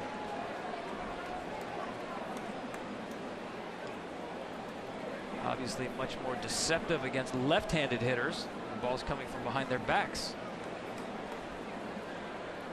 The 2-2. And now it's 3 balls and 2 strikes to Marte. I mean, this is so dramatically across his body. I mean, you wouldn't see a starting pitcher throw this way because it's just not sustainable doing that 30 times a year. 2-hopper to second. Easy play for Kinsler. 1 away. Follow live baseball with the MLB.com at-bat app. Stay up to the moment at any moment with game day live, game video highlights, StatCast, news, and more. Download MLB.com at-bat, the #1 app for live baseball on your phone and tablet. Of course, when I mean 30 times a year, that's expected to pitch 5 or 6 innings 30 times, not 1 inning at a time. Well, that just brings up a whole other issue. Only 5 or 6 innings? Yeah, I know. All those pitchers way back in the 90s, never mind the 50s and 60s, are saying, back in my day, I walked through 3 feet of snow just to get to the mound to throw 9 innings. 0-1 to Nick Buss. Flew out to center his last time up. This cannot be a comfortable at bat. No, when you have not seen this kind of release point, left-handed hitter, left-handed crossfire delivery,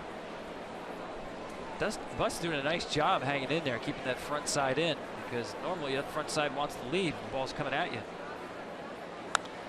Yeah, that's what it looks like. That was a great angle there. For all of you watching at home saying, oh, I could do that, I could do that. I don't think so. Well, his angle, the way his release point is lower and the crossfire step we talked about, the baseball is probably 2.5 to 3 feet offset.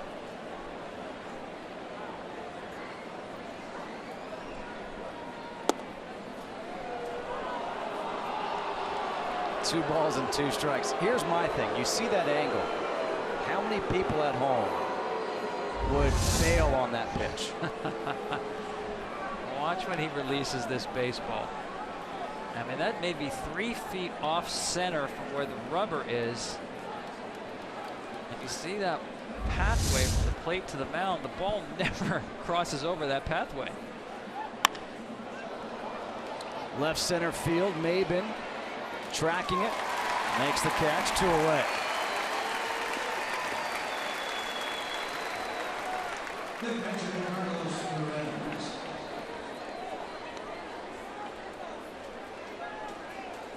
Well, this will bring up Carlos Perez. Hit by a pitch back in his first plate appearance, singled his last time out. And maybe he's the culprit. Done such a nice job receiving. But he has gotten some strikes for his pitchers.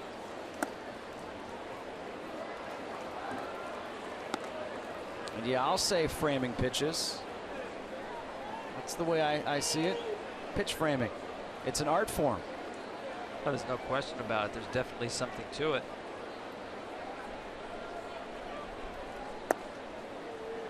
I think the calculus of it is overrated.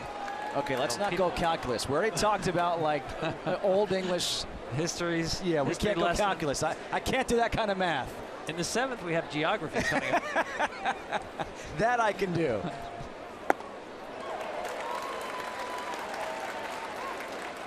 Yeah, but a lot of times a catcher will get credit for sometimes an umpire just flat missing a call. We want to measure everything in the game, but I do agree it's a skill. Not sure how finely defined it can be. Oh, don't worry. If there's a will, there's a way. It's being done, believe me. 1 ball, 2 strikes to Carlos Perez. Before you know it, in the next year or two, there will be some stat as Alex Wilson loosens in the pen for Detroit about catchers and the way they frame pitches and how valuable it is to a team. Well, it's being done. There's no question the teams have their own proprietary information in that regard, but I know a couple of years ago the Tampa Bay Rays went out and got Rene Rivera, who's got a guy who really doesn't hit his own weight, but they thought he was so important framing pitches that they would carry the lack of offense behind the plate.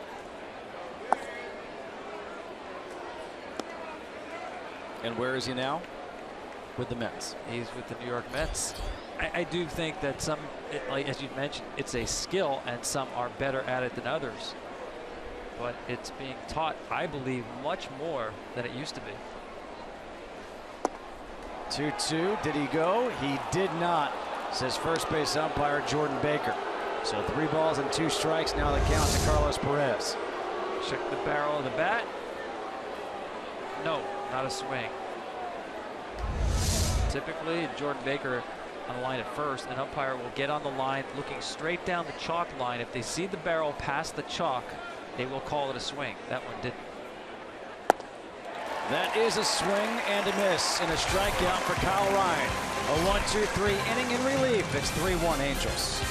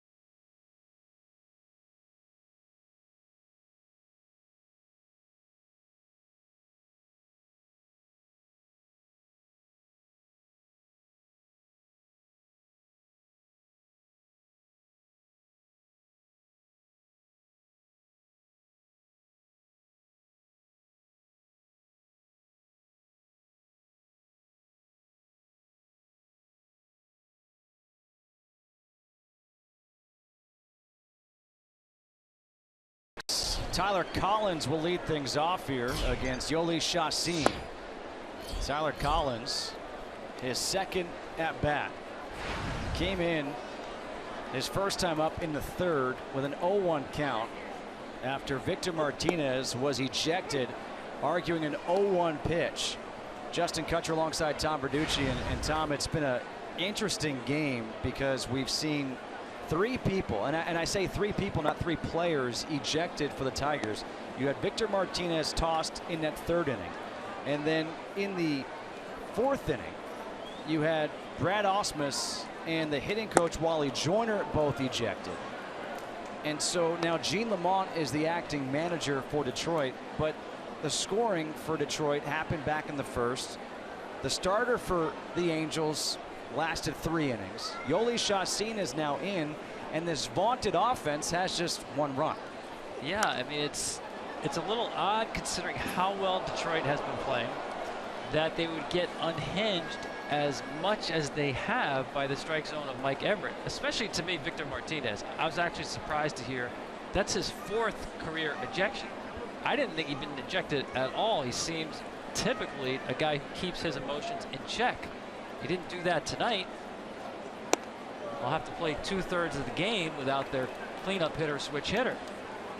And it's so important because it's not just another game for these Tigers. They enter tonight a half game back of the Orioles as Collins goes the other way for a leadoff single. So he says, what were you guys saying before about me playing and Victor Martinez not? Yeah, okay, that's right. So he leads off with a single here in the 6th, but it's so important because with the Orioles losing earlier today, the Tigers with a win, and they've won 5 in a row, so they're playing good baseball. But they could move into a tie for that second wild card spot. And this is a Tigers team who, around the All-Star break, you weren't thinking they were a playoff caliber team. Yet here they are in it. And they are legitimately in this race. Certainly still in this game. By no means are they out of this game because they have the ability to score so quickly in so many different parts of the lineup because of the power. JD Martinez singled his last time up.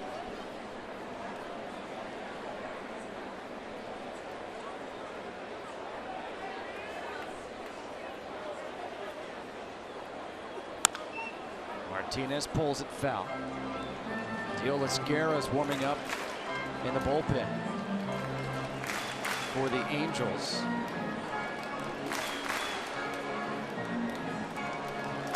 Bottom half of the 6th inning here in Detroit. The Tigers got their 1 run in the 1st, a leadoff homer by Kinsler. The Angels got their 3 runs in the 3rd. Breaking ball. Swung on and missed. 1 ball and 2 strikes.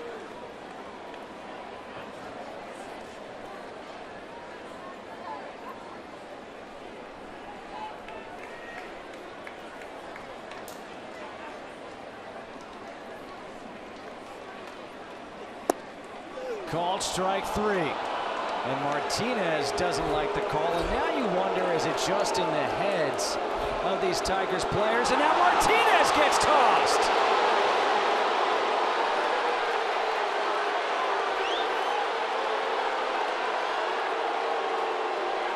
Here comes Gene Lamont. Here comes Justin Upton trying to get Martinez away.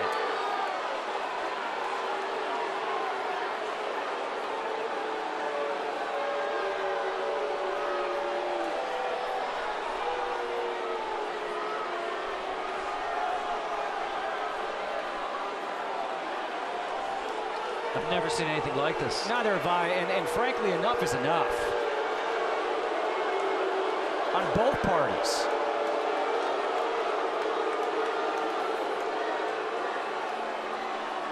Like Mike Everett, you ejected 3 people, that's enough for 1 day.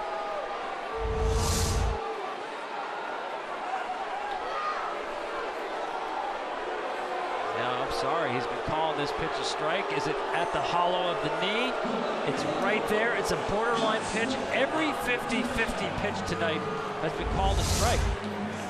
Why are you still surprised that it's being called a strike? I agree with you. Why are you still surprised? I think part of it is every time a strike goes against you, they're thinking it's just piling on. But at the same time, I don't think Mike Everett should be ejecting another player at this point.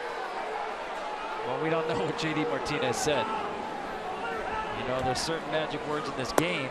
When you make your objection personal, if you say something about the umpire rather than about the pitch, you're going to get thrown out, whether you're the first one of the game or the 4th one of the game.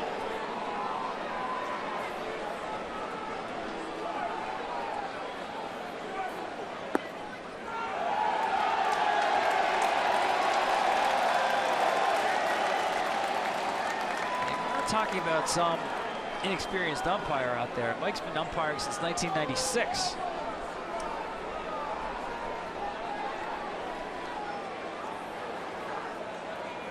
It's the 5th strikeout for Chacin in relief. Upton lined, dropped by Simmons, and I almost wonder if he did that on purpose. He is so smart that is Andrelton Simmons realizing I can turn 2.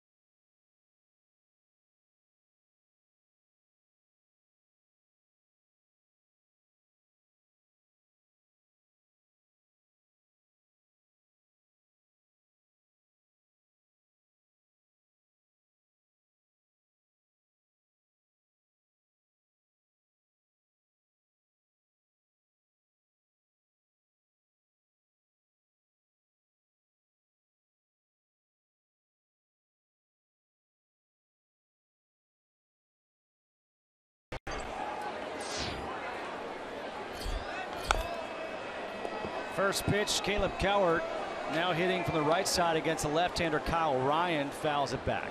Andrew Romine takes over in right field after JD Martinez was ejected.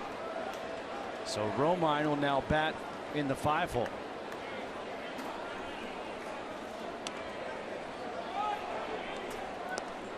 Right now, the Tigers have more personnel thrown out of the game in the clubhouse than they have available on the bench. It was Cowart's 2-run home run in the 3rd that gave the Angels the lead. Pulled foul. It's 1-2. And this was against Michael Fulmer on a 3-1 pitch. Got the fastball and didn't miss it. Yeah, that hit by pitch previous to that by Perez seemed to unhinge Fulmer a bit. Got behind the fastball count.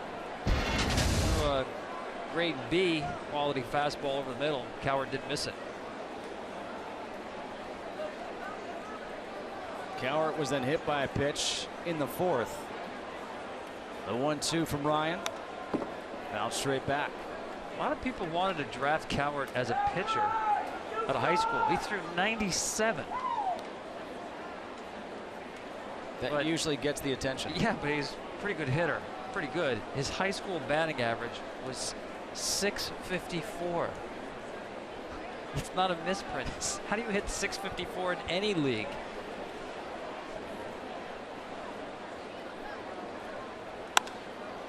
Goes the other way, and it's a foul ball.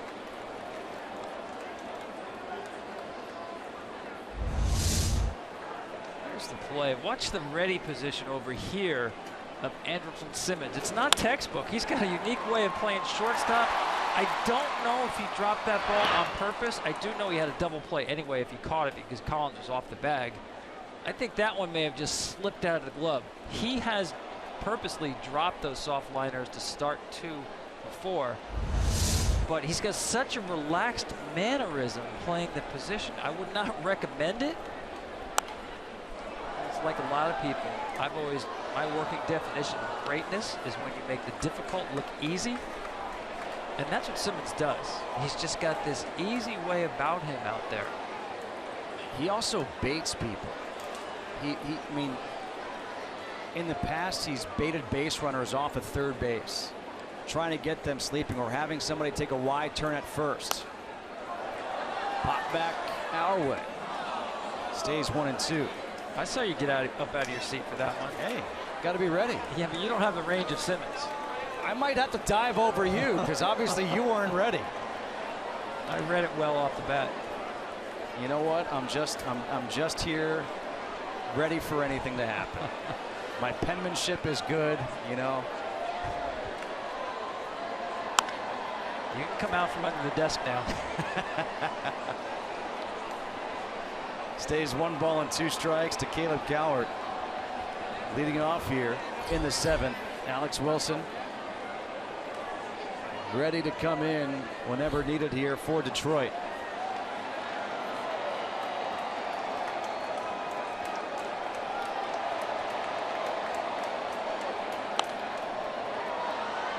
Notice I didn't jump for that one. You're learning, kid. You're learning. Thanks, Coach.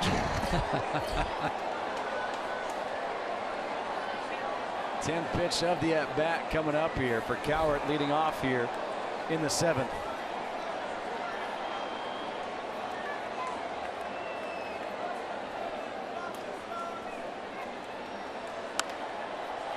Pop up. Trouble. This drops in for a base hit. Cowart going for second, and he's in there with a leadoff double. 3rd double of the year for Caleb Cowart. He's now got a home run and a double on the night, and that was that bloop double. Well, his backside might have been in the third base dugout, but you can't call it lucky when you get to a 10th pitch and you just fight it off. Drop in a lob shot over the net. Look at that.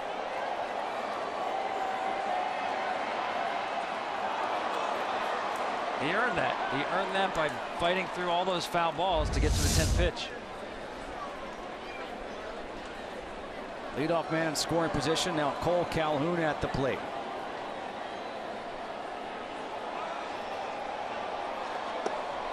And a big swing and a miss for Calhoun.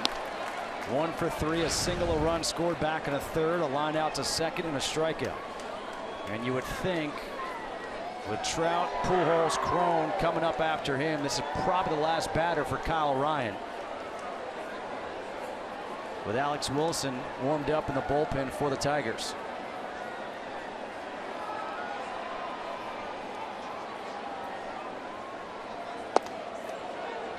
Outside, 1-1. Good take right there. Cole changes approach a little bit this year. To me, it's a power-oriented approach. When he holds the bat, it's more in an upright position. He used to have that more perpendicular to the ground, which is more conducive to a line drive stroke. A little more lift in his game now with the bat held a little more erect. Left center field, Maben over to his right, makes the catch. Cowart tagging up, and he will get in there easily. And he got the job done by getting the ball in the air right there. 1 away. Here comes Gene Lamont, and that will be it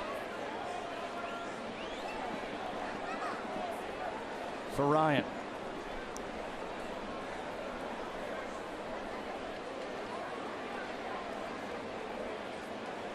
Alex Wilson will be coming in.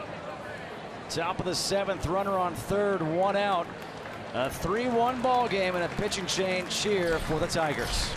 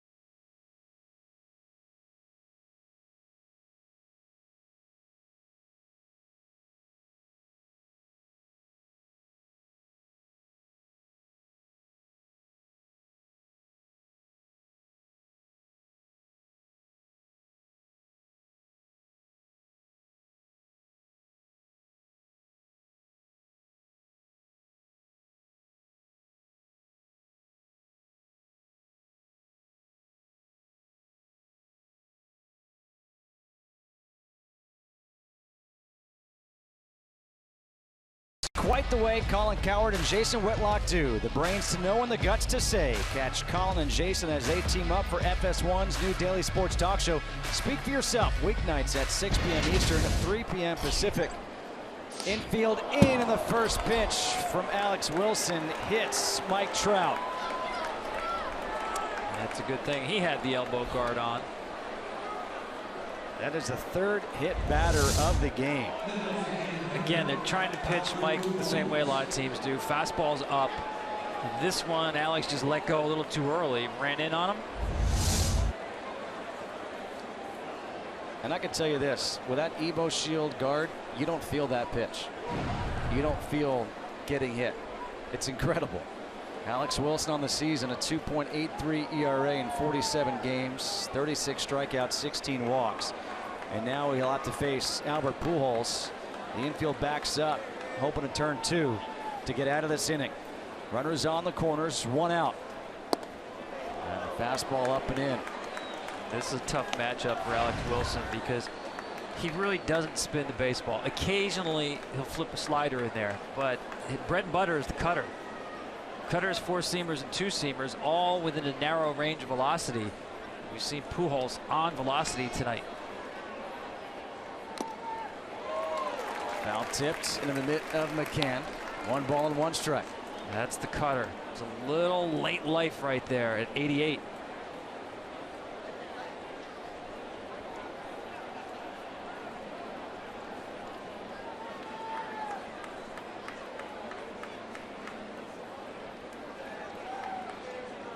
There goes Trout. Fly ball to right field. Romine catch it. Throw back to first, and they get 2. They got it! Wow! Scioscia comes out. He says he wants to look at this.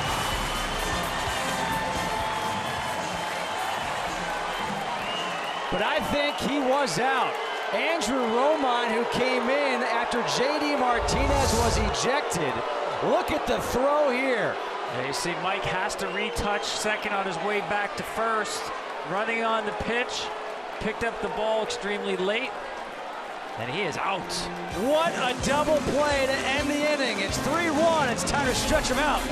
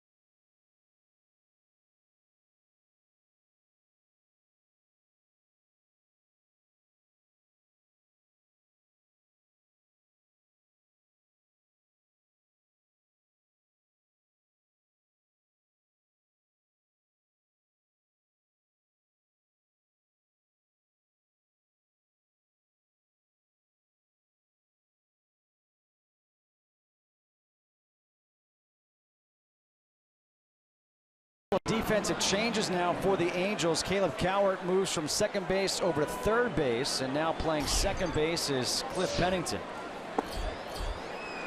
Casey McGee shows bunt on the first pitch from Chacin. He's 2 for 2. Couple of singles. Chopper to third. Tough play. Nice play by Cowart, who just moves over to third base. 1 away.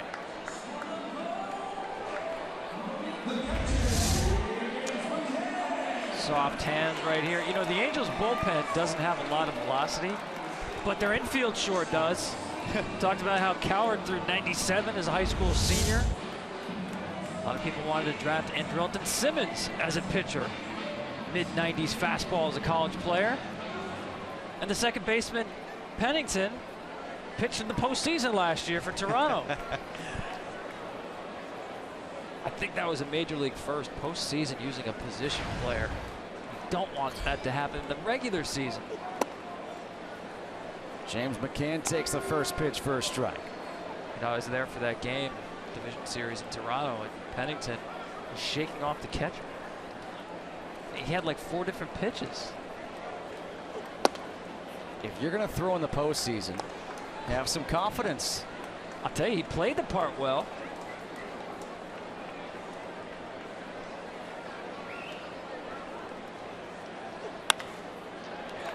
Pennington, a diving stop, gets to his feet, and a snow cone by Crone.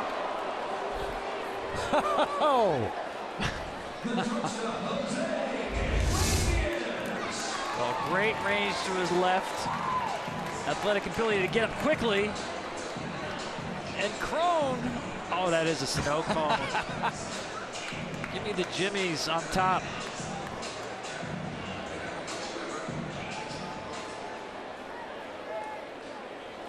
Wow.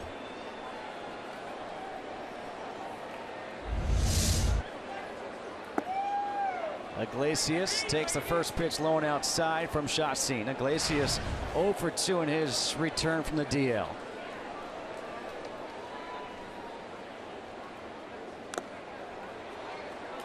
Foul tipped into the mitt of Perez. 1 ball and 1 strike. By the way, Chacín is showing really good arm speed on all of his pitches. The guy who was in the bullpen for about a month went back into the rotation about 3 weeks ago, and you could see the arm speed coming back.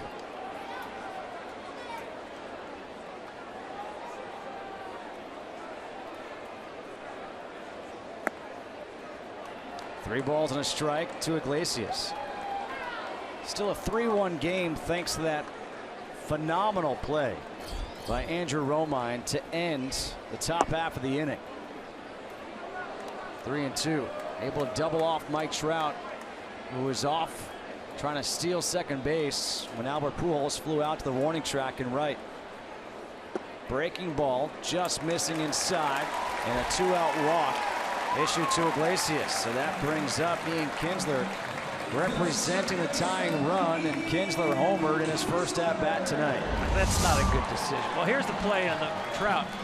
He hasn't picked up the ball yet. Now he sees it. Only when he's all the way to second, has to retouch the bag, and he's fast, but not fast enough right here. The first career outfield assist for Romine, coming in a big spot, because if he doesn't get him, tagging from third was Caleb Cowart. So that would have made it 4-1.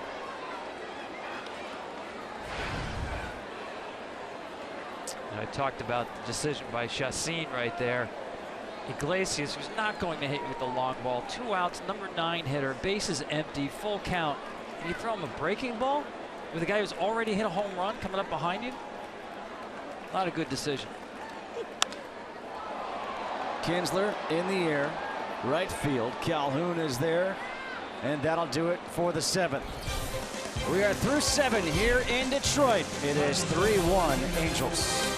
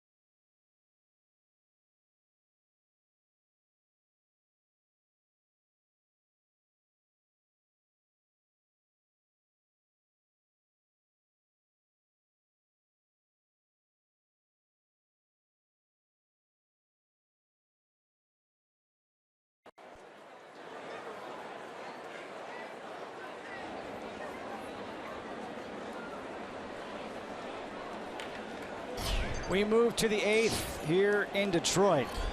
3-1 game. Alex Wilson to face C.J. Cron. And the off-speed pitch misses inside for ball 1. Cron 1 for 3 RBI single back in the 3rd. That made it 3-1. And that's where we are right now.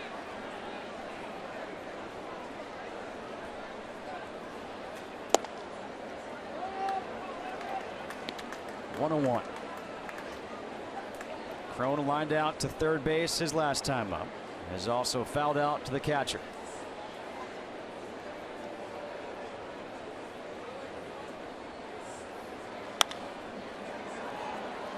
Out of play into the seats, first base side.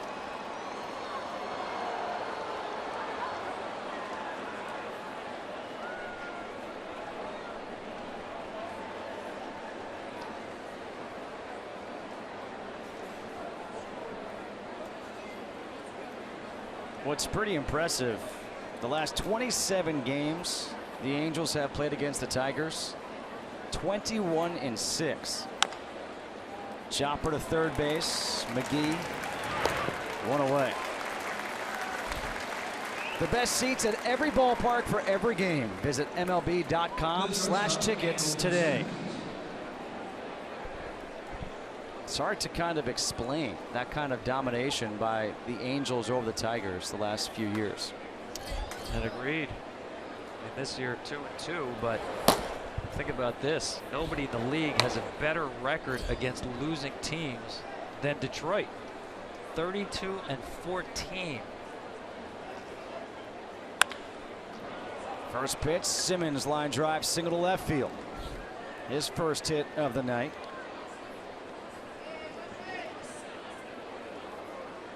And now Cliff Pennington will hit for the first time.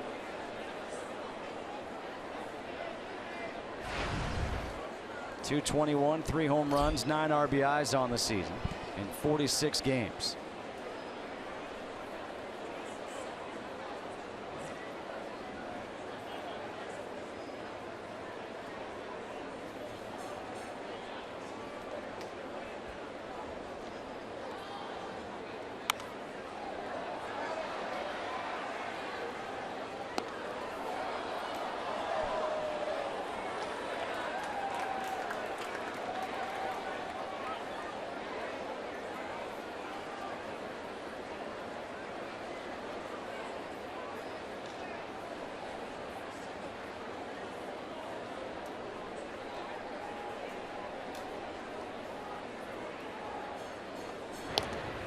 Throw back over to first. Simmons 4 of 5 and stolen bases on the season.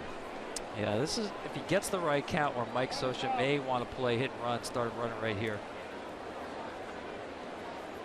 That's one thing about the Angels. You know, you think back to Scioscia came out. Yeah, you wanted to see if Simmons was okay there going back to the bag. I'm good. But it's always been Scioscia's trademark, is I believe his manager, very aggressive running teams. And when they signed the likes of Albert Pujols and Josh Hamilton and they started getting Homer happy, they took away his strength. They took away what made him such a great manager. Yeah, but they still like to push the envelope. That Trout getting doubled up there, the 61st out the Angels have made on the bases this year. That's the most in the league. And I wouldn't take that to be entirely negative. It speaks to their aggressiveness. No, and my point is they're trying to get almost back to where they once were. Well, listen, you've got Trout and Pujols have combined, 2 players combined for 40% of the team's home run total. So outside of those 2, you do have to manufacture runs. And that's a change that we're seeing, or we even had this discussion with Mike Scioscia today about what could happen in the game of baseball. You think about the Royals, a team that won the World Series last year, and how they score runs 7th, 8th, 9th inning, and why. They put the ball in play. They manufacture runs. They move runners. They make contact. And how about their own bullpen, though? Their bullpen, Lights out, right? 1-2 called, strike 3 to Pennington. He goes down looking for out number 2. And I think what you're seeing now, he talked about, like you said, being aggressive. Well, relief pitching is so good in the game today. Essentially, offense becomes dead ball era offense from the 7th inning on. But how much of that is because of the swing and miss mentality? That strikeouts are the same as any type of out. That's part of it, but chopper over the head of Cabrera down the right field line. Simmons at third. He'll be held up as Romine gets it into Cabrera. A 2-out double for Nick Buss, and runners on second and third with 2 outs here for the Angels. well, that ball really jumped in the air. I mean, they like to keep the dirt soft in front of the plate. You can see how wet it is, wetted down there. But that actually lands in foul territory. Oh, my goodness. I know you can pull off pool shots, trick shots like that, but it's not often you see a ball land in foul territory.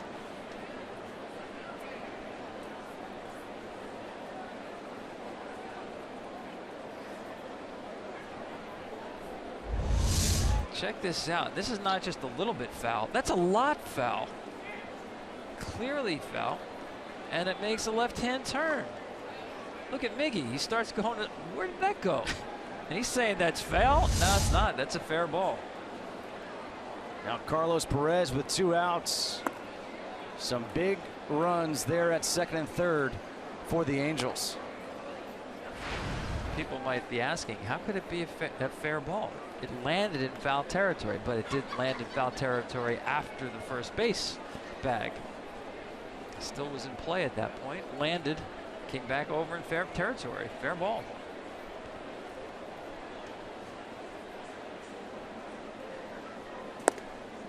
Sliders outside. 2 balls and no strikes.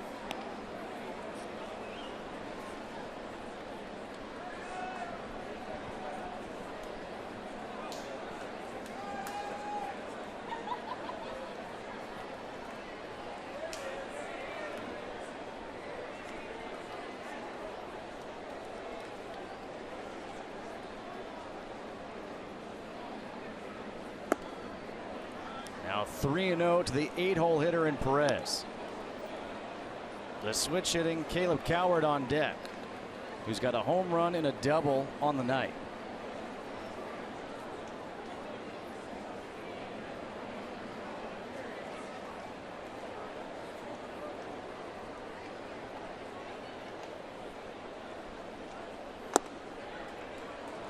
Taking all the way, 3-1.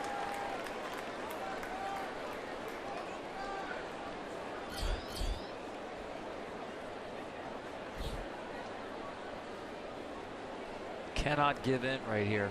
Huge runners on base in this game. Base open, still have to be careful. Chases the slider. Great pitch. 3-2. That's not giving in at all.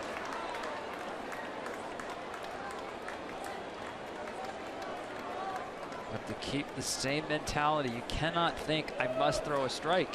Do you go with the same pitch? And the cutter's his best pitch. I think he goes to the cutter now.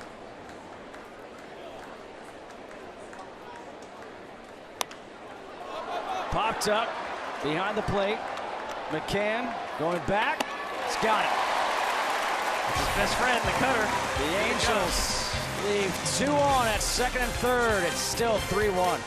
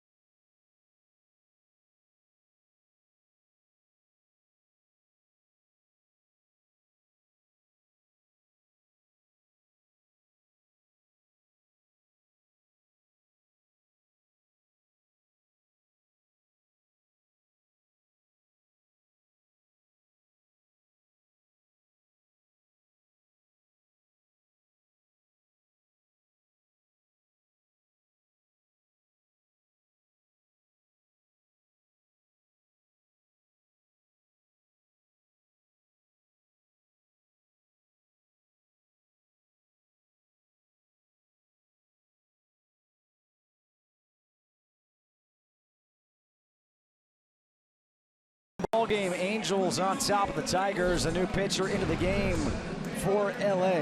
It is J.C. Ramirez in his time with the Reds and the Angels. 56 games, a 4.97 ERA, 50 strikeouts, 18 walks. And he will face 2, 3, 4. Cameron Maybin, Miguel Cabrera, and Tyler Collins. A very different part of the order now in this game after all the ejections. The game it began, it would have been Maybin, Cabrera, Martinez, and Martinez. Maybin takes the first pitch for a ball. Now it's Maybin, Cabrera, Tyler Collins, Andrew Romine. A bit easier. It changes the dynamic of this inning. Ramirez, you see that natural cutting action on his fastball. This is the velocity in this Angels bullpen. But sometimes the command not there.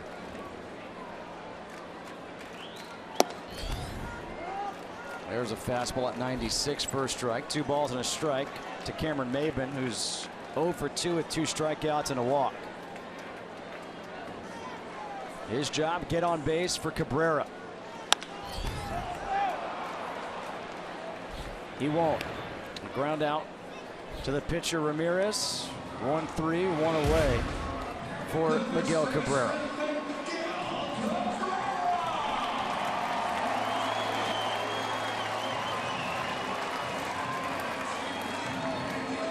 Now base is empty. It really changes the approach for Miggy. His job now might seem a little more patient, grinding out in the bat as opposed to a potential tying run, looking for something to hit out of the park. First pitch, fouls it back.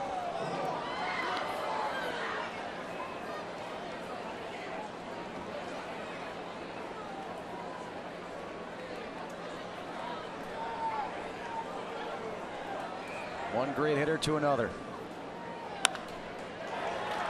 Off the end of the bat.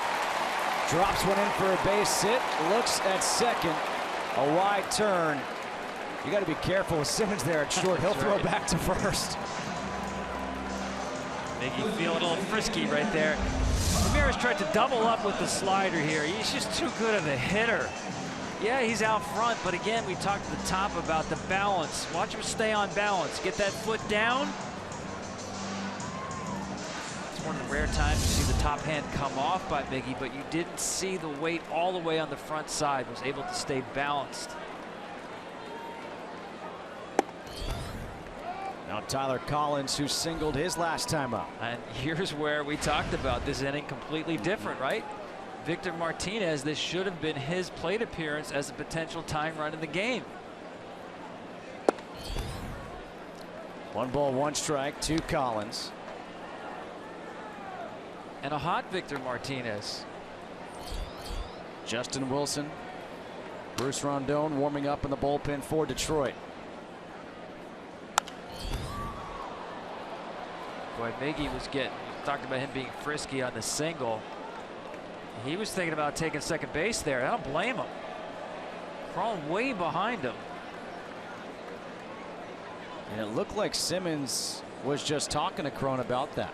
Oh, yeah, Cron should be a little closer, should be off his hip pocket rather than just conceding the bag because you want to keep the double play in order. No need to hold him on with a left-handed hitter up. Play off his hip pocket and at least keep him honest at first. 2 balls and 2 strikes to count to Collins with 1 away. Collins to right center field, drops in for a base hit. Cabrera will stop at second. First and second, 1 out here in the 8th. So Tyler Collins off the bench, coming in for Victor Martinez, has a couple of base hits. Breaking ball again. Middle of the plate. Collins gets enough of it. Parachutes in for a base hit.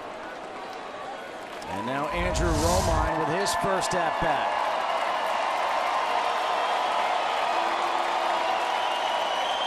Carlos Perez asks for time, goes out to speak with J.C. Ramirez, maybe going over some signs with a runner now on at second.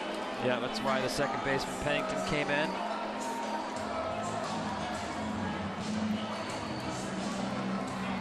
Romine, 224, a home run, 10 RBIs. Very different than JD Martinez. And he takes the first pitch for a strike. That was another nice job by Perez back there, wrapping his fingers around that pitch away off the plate. That natural cutting action to make it look like a strike.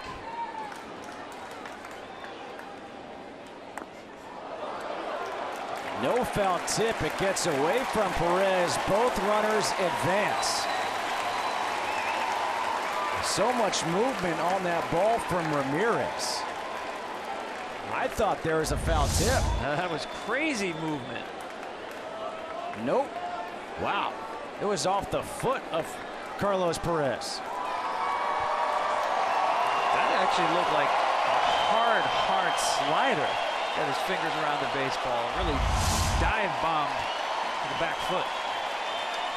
It'll be a pass ball that allows both men to advance. So all of a sudden with that pass ball, a single here. And we could have ourselves a tie ball game. Well, I like what Perez just did right there. Pass ball, came back with the same pitch with a runner on third base. Confidence.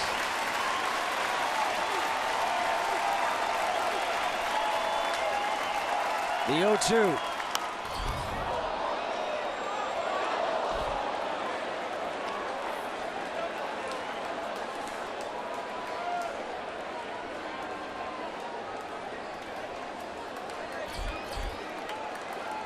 This is one of those games where you can look back on for the Tigers. Another 0-2 bounce foul. Still no balls and 2 strikes. They've had 4 people ejected. Victor Martinez, JD Martinez, the manager Brad Ausmus, the hitting coach Wally Joyner. Your 4 or 5 hitters are now Tyler Collins and Andrew Romine. You're trailing 3-1.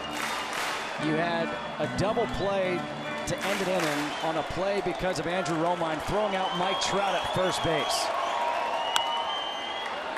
Staying alive is Romine. You've already won 5 straight.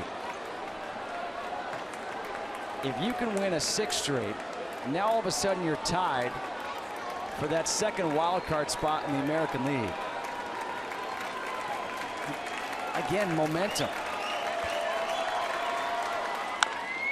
Bounce to first. Crone steps on the bag. That'll score Cabrera and make it a 3-2 ball game. So a good at bat by Andrew Romine, an RBI ground out. Yeah, Crone took a look, thought about getting Miggy at the plate, but I believe he did the right thing. Take the shore out, put yourself 1 out away from getting off the field, preserving the lead. Now with Justin Upton up and the tying run 90 feet away. The closer, Francisco Rodriguez, has joined Rondon out there in the bullpen for the Tigers. And that cutter is low and outside for ball 1. Well, now it's Wilson who's back up, and Rondon, they're just alternating. They need another mound out there. 2 balls and no strikes to Justin Upton. Justin Upton's been seeing the ball much better this last week. His whole key is getting that front foot down softly.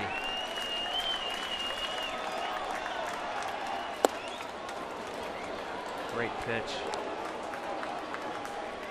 2 balls and a strike to Upton, who's 0 for 3. You can drop in a slider and a fastball count, freeze the hitter. Great pitching. Upton popped it up.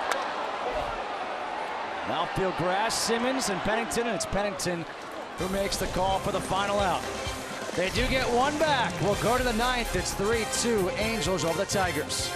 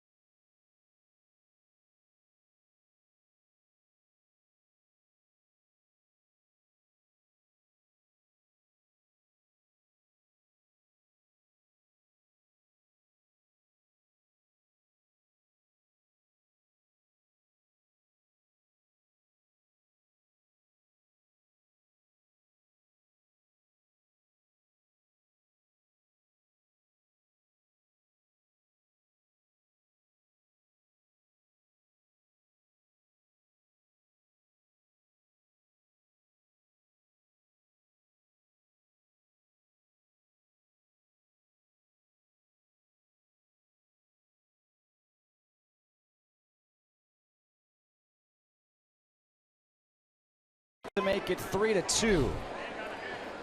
And that's where we are entering the ninth. The hard-throwing right-hander Bruce Rondon comes in. His 22nd game, a 4.35 ERA. 26 strikeouts, 5 walks to face 9-1-2. Caleb Cowart, Cole Calhoun, and Mike Trout. His job, keep this a one-run ball game.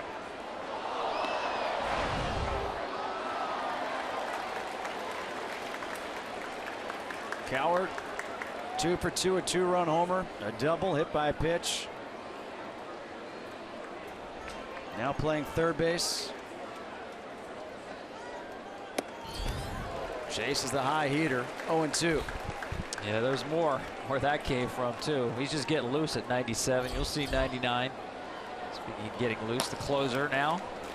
The Angels, Fernando Salas up in the bullpen. Rondon gets his slider over. He's virtually unhittable.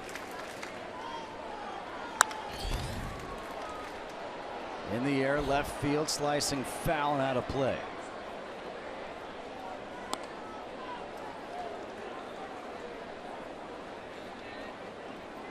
Fastball down at 98, you got a chance.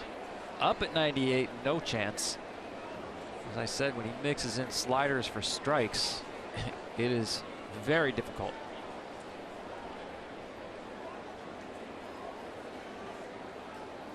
Again, wants that fastball up. Rondon doesn't want to throw it. Now, you can't go wrong with 98 above the hands. I'd never shake off that pitch if I had 98. Here it comes. Popped up sky high. McCann going over. And this one will reach the seats.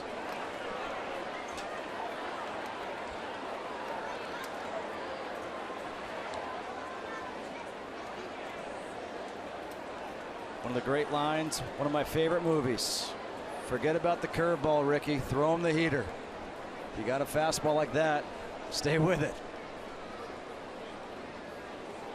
Citizen Kane, Wuthering Heights. What great movie. I missed that one. I'm sorry.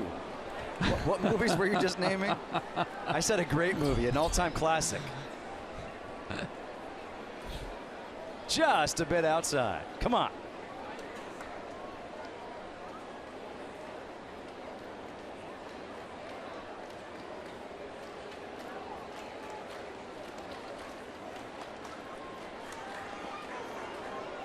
There's that slider in the dirt.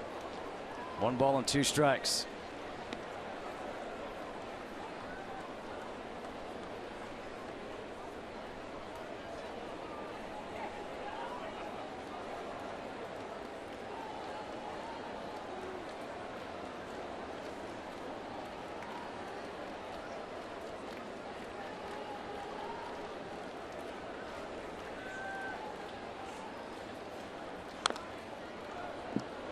Good job by Cowart. Fouling the pitch off to stay alive. He had a good at-bat back in the 7th, the 10-pitch at-bat when he blooped that double down the right field line. This is the 8th pitch of the at-bat. A little bit of a quick pitch there.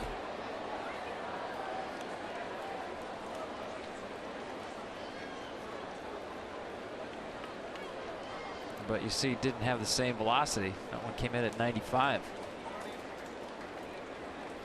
And McCann's pretty consistent calling for these fastballs up. He's sticking with it.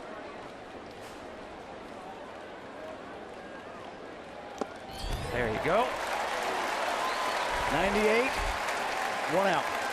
Cannot go wrong with 98 above the hands.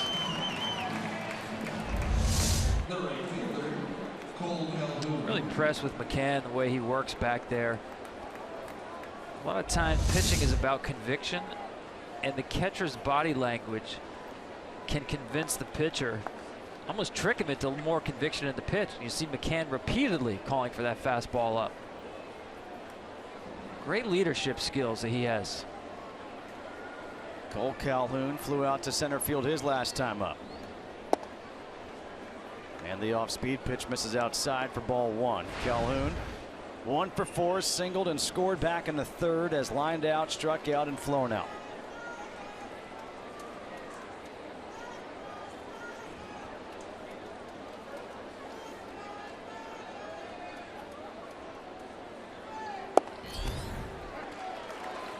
One ball and one strike.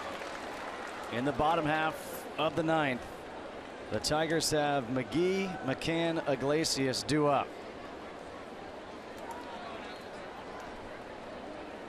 And according to my scorecard, they only have Ibar and Saltalamacchia left on the bench. Outside, 2-1.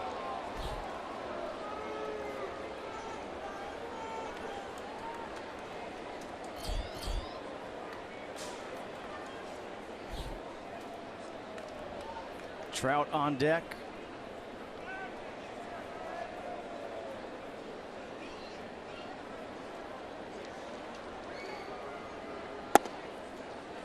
Three balls and one strike to Calhoun.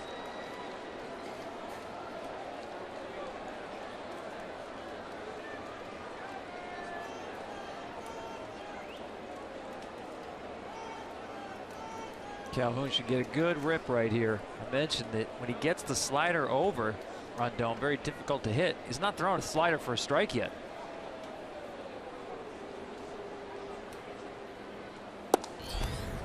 On the outside corner, called strike two. And the cheer from the fans because they've seen him go the other way. That's another 50-50 ball that called a strike, as they have been tonight. Seemed like more did go against Detroit just because there were more 50-50 balls when they were batting. Now timeout asked for by Calhoun, granted by Everett.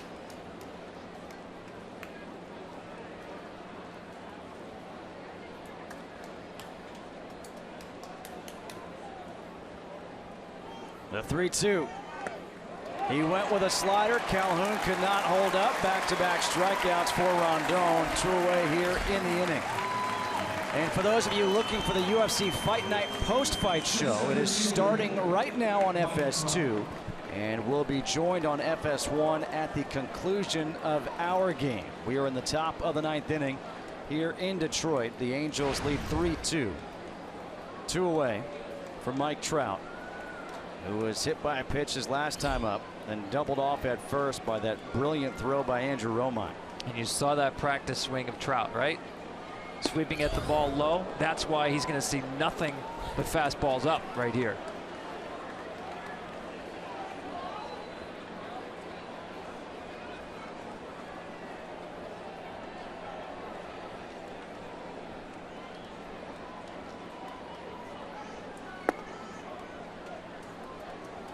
Uh-oh, Mr. Verducci. Showed him a slider, but again, he hasn't thrown one in the zone yet. And if I'm a pitcher and I see Mike Trout not even flinch on that slider, you know what he's looking for. He's thinking like me, fastball's up.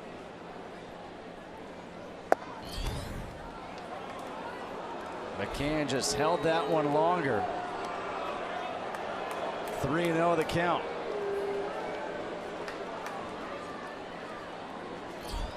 That's such a difficult catch for a catcher with that velocity. The hand working down, it's very difficult to stick that pitch.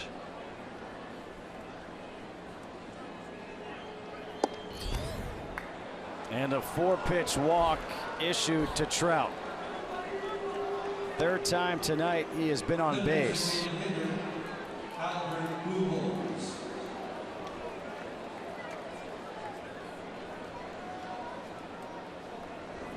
Wonder if Trout tries to steal a base here. Yeah, it's the right play, actually. You know, Rondon not really quick to the plate. 2 outs. Get yourself in scoring position. He's got 21 steals on the season, 21 of 25. And the best play is to run early in the count, first or second pitch.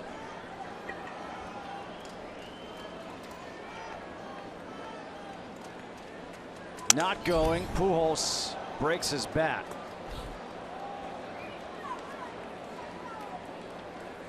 I give a lot of credit to the bat boy. He had like a new bat. It's like a shark's tooth. I think he had a new bat before Pujols was out of the batter's box. Yeah, they actually put it's actually a rule. I don't know if it's an official rule, but they had all the bat boys just for that reason, to speed along the game, to have the extra bat, the backup bat, in their hand ready to run out there. But he covered that ground quickly. Fastball's outside. 1 ball and 1 strike. Look at McCann. The body language tells you the agitation. Seems like 3 hours calls going against Detroit, whether they're batting or on defense.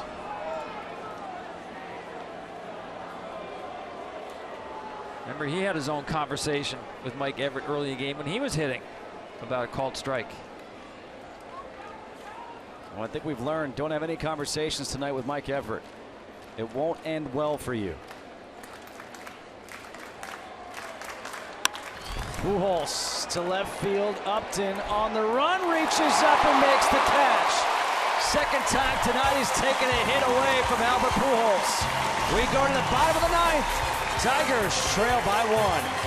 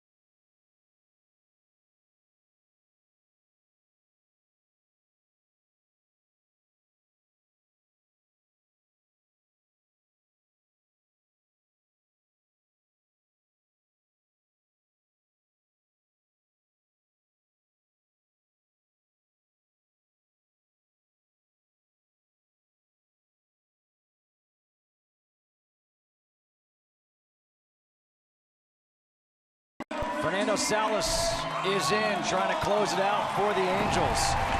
And even this series at a game apiece. A 4.64 ERA, 43 strikeouts to 18 walks. 4 saves for Salas, and he will face a pinch hitter in Eric Ibar.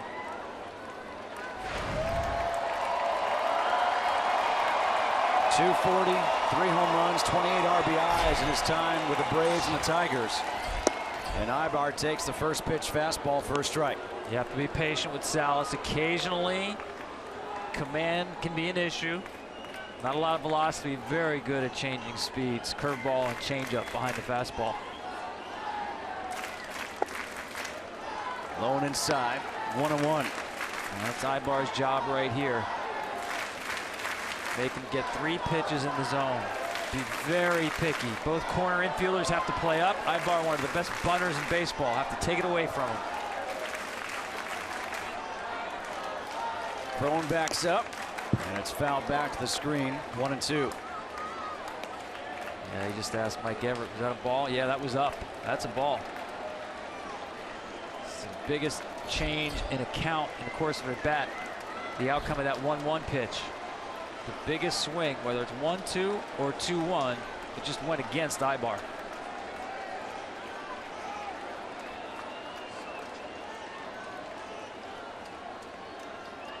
The 1-2. 2 balls and 2 strikes.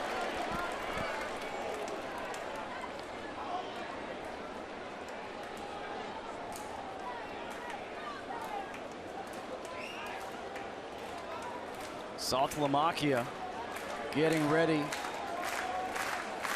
Yeah, he would hit an Iglesias spot if it's 2 outs, bases empty. A timeout at the plate for Ibar. Longtime member of the Angels.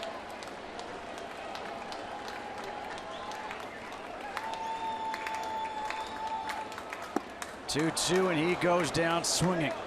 1 away here in the 9th. Great changeup. Great fade action. See the changeup grip. Watch the ball fade down and away. Just kept working away from Ibar.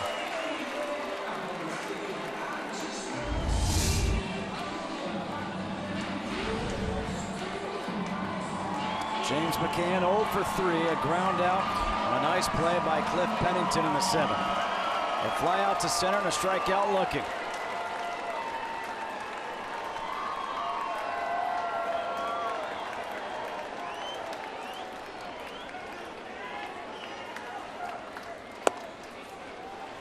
Outside for ball 1. He's faced Salas once in his career.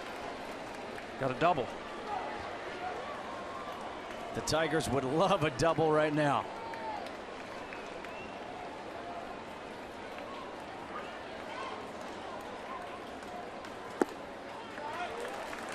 Two balls and no strikes.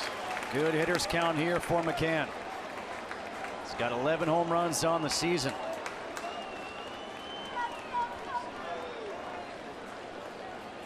A bit surprised that Coward at third base is not playing a little closer to the line. Shaded that way, but normally tighter to the line in a 1-run game.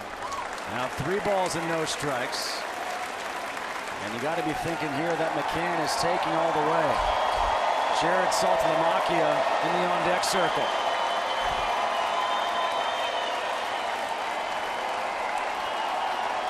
Socha and Pujols looking on.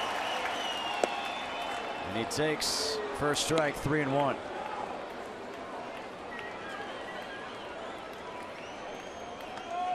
You have to be very disciplined right here with a pitcher who likes to get hitters to chase.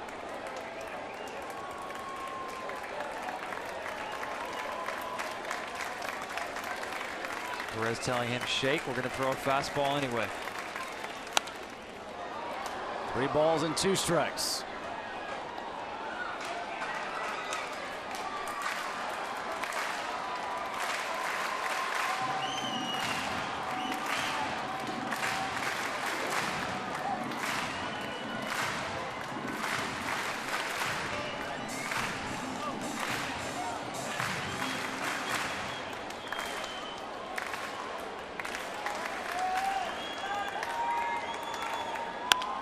Two, ground ball to short. Simmons to an E. And the Tigers are down to their final out. And it will come in the form of the pinch hitter, Jared Saltalamacchia. Well, it seems only fitting. On a night when the Tigers got 2 players ejected, manager ejected, the hitting coach ejected. The last player off the bench, position player anyway, is up here trying to save the night for them. Now Charles Nagy, the Fairfield, Connecticut native, the pitching coach, coming out to speak with Salas and Perez to go over the scouting report for Jared Saltalamacchia. Great low ball hitter. He's faced Salas once, struck out. Salas not typically a pitcher who can get by with fastballs up, but that's the hole in Saltalamacchia's game offensively. The Angels 54 and 74, 20 games under 500. The Tigers 69 and 59, 10 games over 500, 5 straight wins coming into tonight. The shift is on for Saltalamacchia, who takes the first pitch fastball on the outside corner for strike one. See the shift on the right side. Dead pull hitter. Rarely hits the ball on the ground at all, but especially the other way. 1 ball and 1 strike. Saltalamacchia has got 11 home runs, 9 of those 11 coming from the left side of the plate.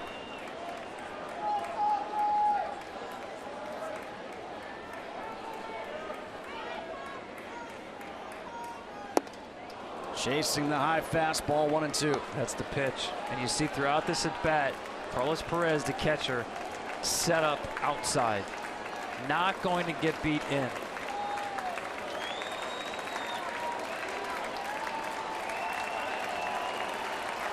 The Tigers won last night 4-2. Same pitch. The 1-2. Too high. 2-2. The finale will be tomorrow. Tyler Skaggs against Anibal Sanchez. You can watch the game on Fox Sports West and Fox Sports Detroit.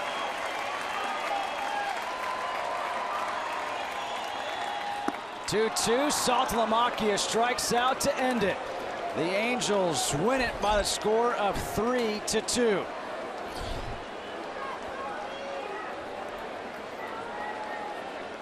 All those fastballs away. How do you put them away? Change up. Looks like a fastball until just doesn't get there as soon as Saltalamacchia thinks it will.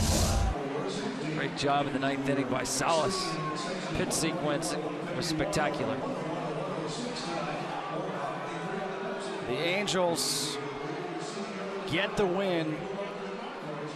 They are now 22-6 in their last 28 against the Tigers. They even the series at a game apiece. Caleb Cowart, a 2-run home run, proved to be, at that point, put them ahead. And then the RBI single by C.J. Cron in that 3rd inning.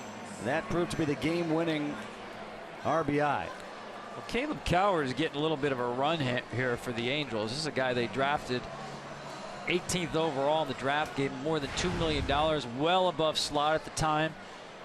Light tower power coming out of high school. It's taken a little longer, but this run that he's on lately, the quality of his at-bats, first of all, been really good. Today he showed some of that power. Got a fastball and a fastball count and didn't miss it. Very easy sometimes just foul off those pitches. He did the damage, the big blow in the game. A 3-2 ball game, usually that's a pitcher's duel. It wasn't really a pitcher's duel in this game, but this was also a weird night of baseball. 4 ejections, all against the Tigers, and it began in the 3rd inning when Victor Martinez, after the first pitch, had some words for Mike Everett. Then it was a strikeout to Ian Kinsler. Wally Joyner got ejected from the dugout. Then Brad Ausmus came out. He got tossed. In the 6th, J.D. Martinez, he didn't like the call. He said something, and Mike Everett tossed him. 4 people ejected from the Tigers tonight. Just had a weird feeling throughout the entire game. Yeah, it really did. A lot of these ejections seem to be fairly quick, which just reading into it tells me that Mike Everett was hearing some things that are definitely in the no-fly zone that cross the line between arguing a call and saying something more along the lines of something personal, because they did seem to be pretty quick in throwing these guys out of the game. We came into the night thinking about Michael Fulmer, and he got off to a pretty good start, but then he hit Carlos Perez in the 3rd on a 2-2 pitch. The next batter was Cowart, fell behind 3-1, and that seemed to be the turning point in the game, that 2-run shot. Yeah, remember last start for Fulmer had only 4 swings and misses against a good Boston team. Was not on point today either. I think the innings are starting to catch up with him a little bit. Today he really, to me, fought his release point. We saw him several times drop underneath the ball, and his fastball release point wasn't consistent. All right, that is the final score from here, 3-2. The Angels defeat the Tigers. For those of you watching on Fox Sports West and Fox Sports Detroit, we send you back to your regularly scheduled programming, Fox Sports 1, UFC Friday Night Post-Fight Show.